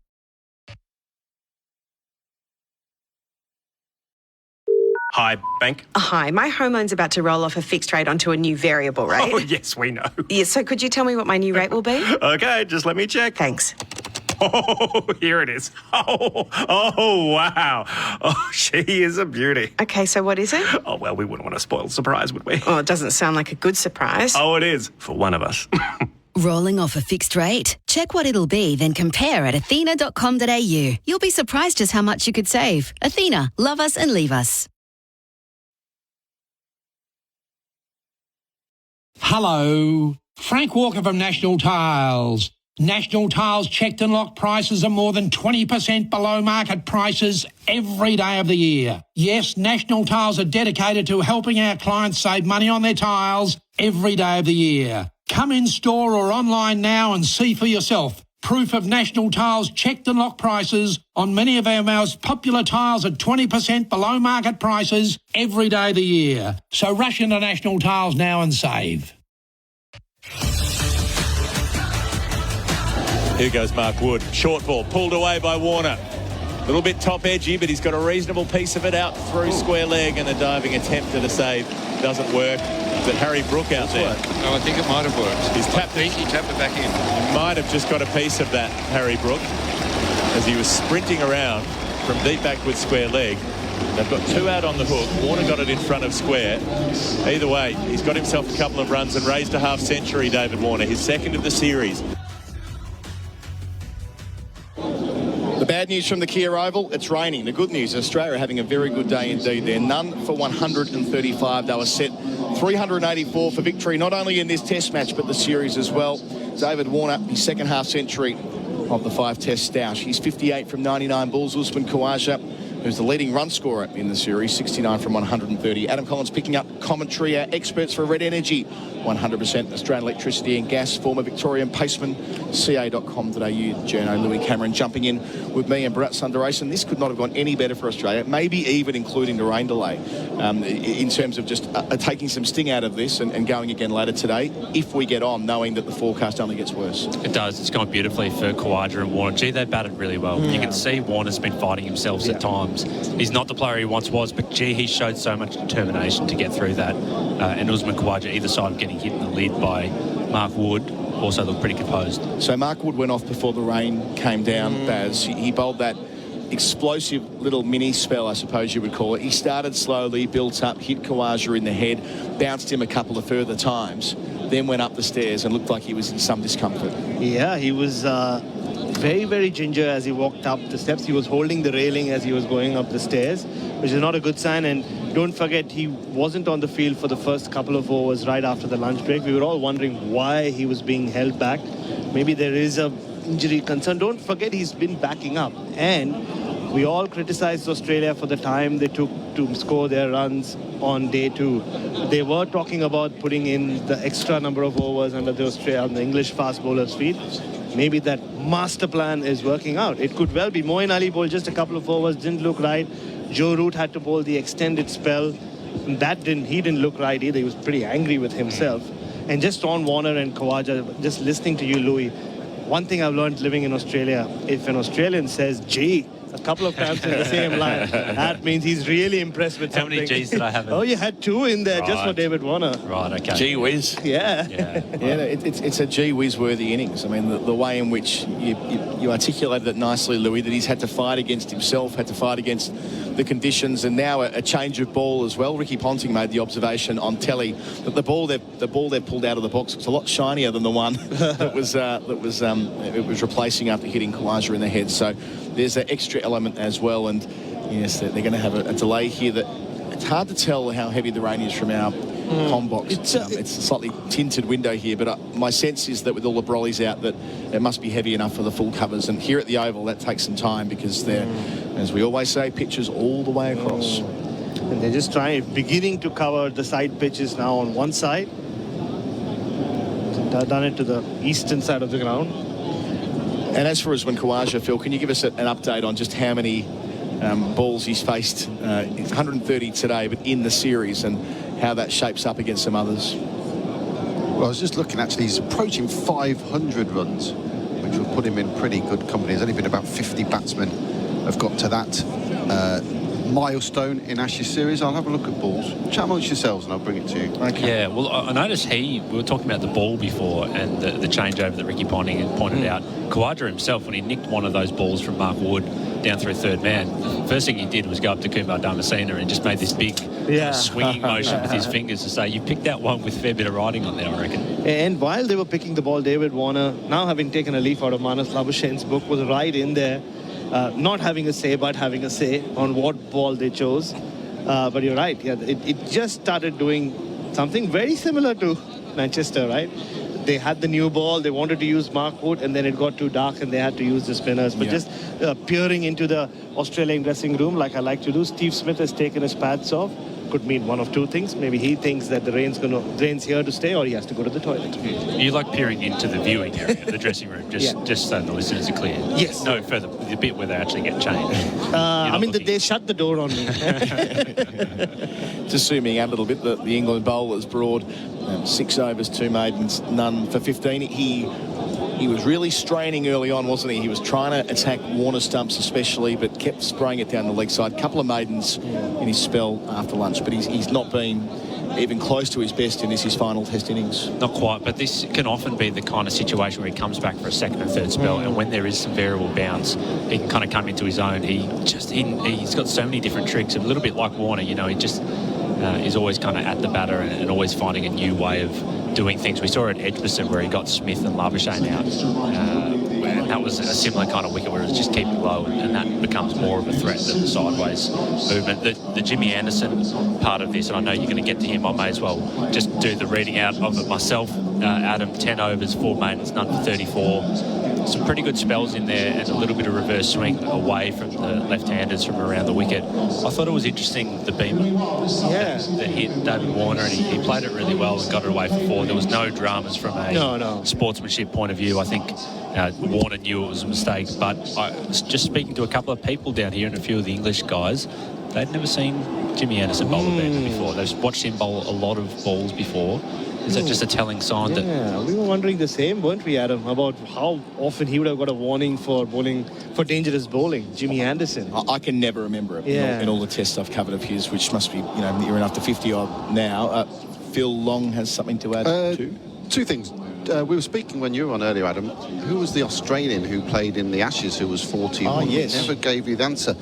It was Bert Oldfield. Right. It was, Extraordinary story. 37 at the MCG. One of his last stumpings, I guess, of 52 stumpings. What a record that is. Stood the test of time. And take that, Sachin Tendulkar. His story, full stop, hitting the head in bodyline, as we most know. Most people would know from 32-33 in Adelaide. As everyone remembers, I think you were going to say. Yes. It's well known. It's a better way of articulating that. He was hitting the head at Adelaide by Harold Larwood, but perhaps less well known was his war service in the First World War and how close he came to perishing in a ditch there in no man's land, and to come back and play professional cricket or first-class cricket and subsequently play for Australia. It's one of the great Australian sporting stories. Bert Oldfield, 41 years of age. Thank you, Phil. And yet something else as well. Yeah, you asking about Usman Khawaja and how many balls he's faced, how many balls he's taken out of this England attack. In terms of Australian openers in the Ashes in England, always a tough place to bat in England, opening up the batting. In terms of 5 test series, only John Edrich in 1968 for England has faced more balls when opening. So he's faced more balls as an opener in a 5 test series than any other Australian. The only Australian who's faced more is Mark Taylor with that massive 1,866 balls faced, compared to Khawaja's at the moment 1,248. But of course Taylor did that across 6 test matches. And when did Edrich, how many balls did Edrich face? Edrich 1,471. So if Khawaja gets to that number, then he's batting all the way through to the end of tomorrow, when he's probably on 200 not in a famous Australian victory. But the number of balls we speak about a lot with Usman Khawaja, I mean, it's still early days. 135 runs is still a long way away till Australia even think about getting close to that target and going past it. But, the fact that they got the extra overs into the English bowlers under their feet, it was going to have a say at some point. And on a pitch which has looked very docile today, even Mark Wood, you said, Adam, he bowled with some fire, but Usman Khawaja was able to just use his soft hands and guide a couple of balls through the slip region for 4. The bouncer that hit him had more to do with the fact that it didn't get up than it being express pace. So I think Australia have England where they want them. Now, can they power on and do something they haven't done a lot of in this series, which is to get big partnerships, not just one big partnership? Yeah, and the result almost becomes a referendum on their first innings a little bit. I think their tactics, yes, it does kind of have that longer term kind of payoff, but I think, even if they do somehow manage to get these 384 runs, they're going to look back on that first innings and say we didn't get enough runs. Oh, for sure. Even if it was another 50, 60, 70, 80, they could have had this total, their target at a more manageable, 300, and that's probably where you think you're more in the game. 3 consecutive tests, they've let themselves down in that fashion. Leeds, yes, they lost those wickets. They were 4 for 90, and then Head and Marsh put that partnership at 4 for 240. You thought they would power on, and on that pitch, if they'd got anywhere close to 350, it would have been a match-winning total. Last week in Manchester, they were in such good positions throughout that first innings, but they kind of just scrambled their way to 370 rather than make 450. And they've let themselves down in the series. We've spoken a lot about their bowling plans and how Bazball has worked against Pat Cummins and the bowlers. But the batting in the first innings has been the biggest problem, because the one time they did get 400 at Lord's, even though Ben Stokes threatened to take them down on the last day, it was those extra runs they made in the first innings that came in handy. Just looking up on the screen here, and it notes that Usman Khawaja just passed 5,000 career runs at an average of just a tick under 48. I think when he finished his, the previous phase of his Test career at Leeds in 2019, he scored just on 3,000 runs at an average of 39. So he's increased his Test batting average by 9 runs and made 2,000 runs across, well, what's now must be 20 glorious months. Phil Long's going to jump in a moment. But it does, for mine anyway, raise the question of where he sits as all-time great Aussie openers. Two of the best were Bobby Simpson and Bill Lawry, by way of comparison. So Khawaja's played 66 tests, not all of them opening, but put that to one side, 5,001 runs at 48. Bobby Simpson, 62 test matches, 4,869 runs at 47, so roughly the same average, 10 centuries. Khawaja's made 15. And Bill Lawry made 13 test tons, 5,200 runs in 67 matches, so almost bang on the same stats as Usman Khawaja. And of course we think of Lawry and Simpson as, along with Langer and Hayden as the other great Aussie opening partnership over the years. Phil Long. Yeah, and he's become the 21st Australian to reach 5,000 test runs. As you can imagine, that's rather illustrious company, isn't it? Who's next on the list? Next on the list for him is Bill Lawry. He's 5,234, so a little way to go. If he gets that here, then it will be a very, very famous day. He's played 6 fewer innings than Lawry. I mean, I think it's a reasonable sort of talking point that we hold up that particular opening partnership as an all-timer. And I know that he and Warner haven't been as productive together because Warner's not been making bulk runs as often as he would have liked. But nevertheless, Khawaja's purple patch just gets extended by the series. Maybe the question more is he the best converted opener Australia have had? And the name that immediately comes to mind is Justin Langer, who spent a lot of his time batting at number 3 before he got into the opening spot. We just kind of wish that we'd gotten this version of Khawaja earlier in his career, like maybe when he was one of the 4th or 5th times he got dropped earlier in his career. Maybe that's when he could have made the shift to opening. He's kind of spoken himself about how he's only a makeshift opener. It's not really his position, but I think he's making a fair case to say that it is. And Adam always compares him with Simon Katich, and it's such a great comparison. Though you speak to Simon Katich now, and he always feels like he should have started opening a lot earlier, because his most productive years came after he started opening the batting. And I mean, even last time, 4 years ago, I remember when Bancroft didn't get runs in the first couple of tests, and then Warner was struggling. There was some talk before Old Trafford, Adam, you'll remember this, of the only option being pushing Usman Khawaja up to open. Yeah. But then Justin Langer and the team management, the selectors at that point felt, we need to stick with David Warner, and the only man... Ironically, right? Exactly. Given Langer himself had made that leap. Yeah, and literally, he was a scapegoat in that scenario. Yes, he hadn't made a lot of runs, but nor had any of the openers at that point. So, and Manas hadn't really made the move to number 3 at that point. So, I think, they just had to fit Manas and Steve Smith in and keep Warner in the side.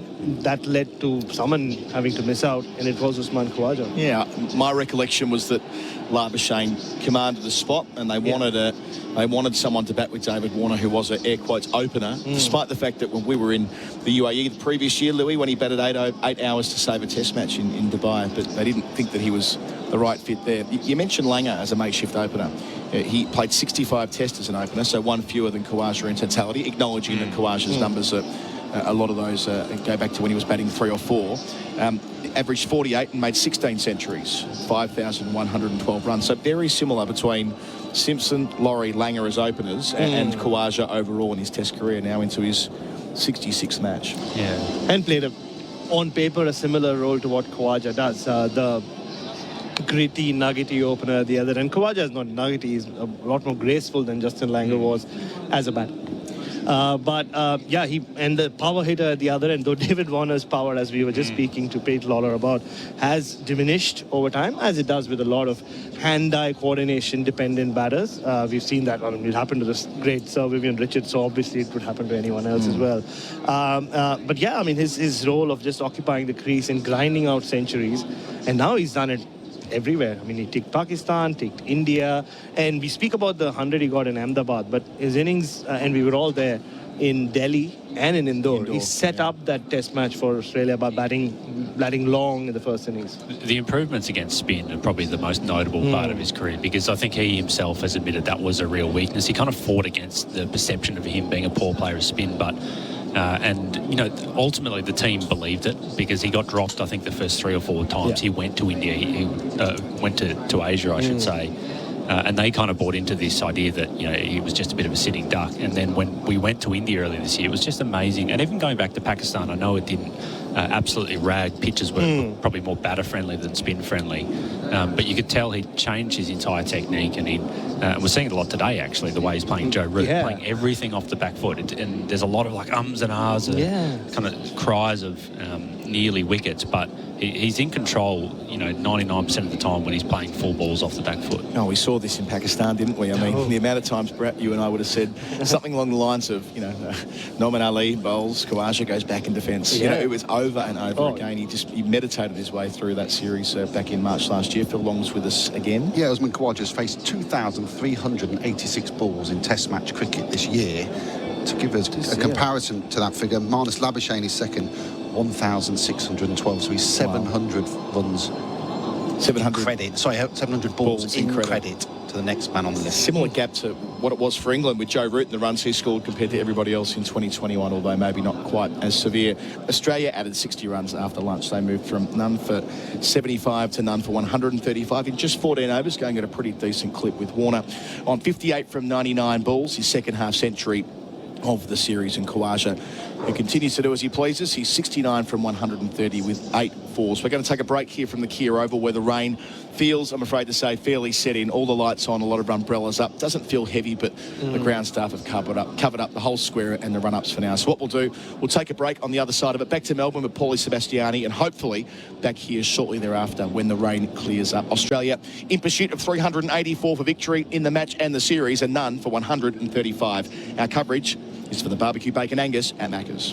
SEN Test Cricket for tyre power. Raise the bat as you save on Falcon tyres. Get 4 for 3 on a wet and rather sorry Kia Oval here in South London. Adam Collins, Bharat, Sundaresan.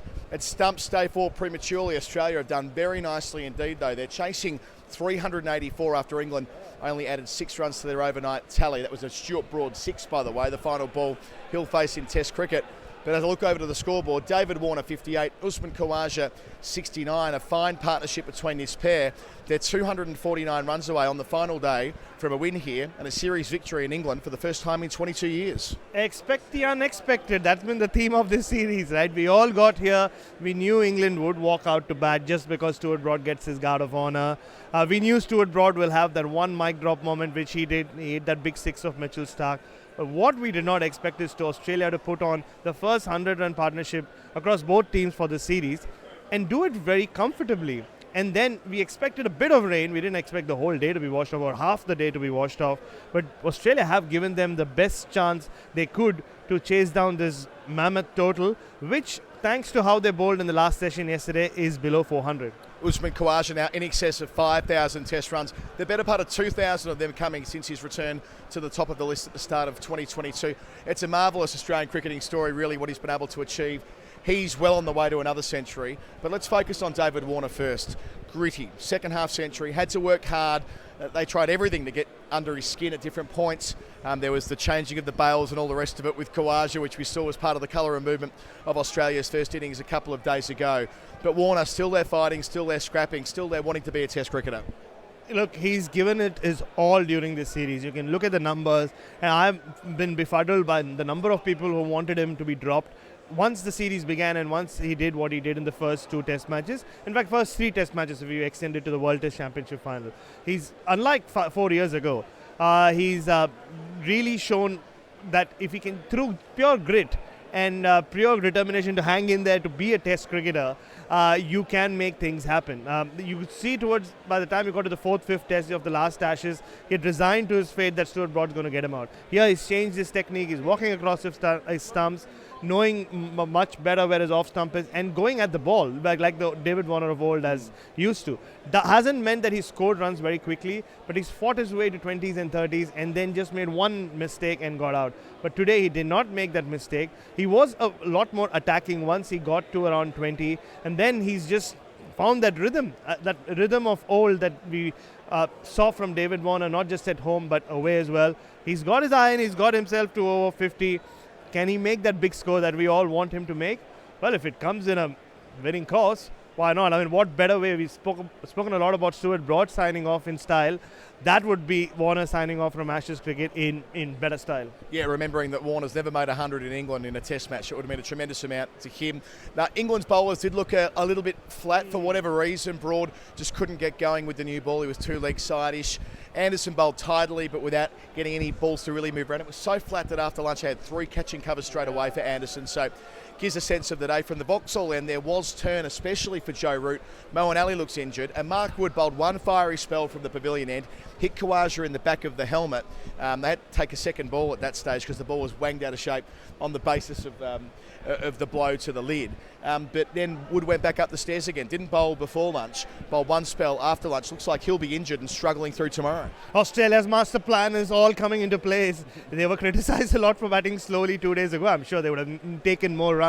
But the 100 overs or so they put into the English legs, maybe there are signs showing, because they looked flat, which is surprising. The day started as a celebration to Stuart Broad and his amazing career, his incredible career. And you thought they would be up and about, the whole crowd would be cheering. I do remember when Stuart Broad ran into bowl, the first ball of the innings to David Warner, Joe Root at slip was getting the crowd to go. But then everything just fell flat. Like, the crowd was silent. And I don't remember the crowd really finding their voice ever again. You're right, the fields were set in a certain way. Joe Root bowled a good spell, but he's still a part-time spinner, as good as he is. After his 4th, 5th over, you could see he was struggling to stay as consistent as, say, a regular spinner would be. And that's when David Warner took him down, hit him for 3 4s.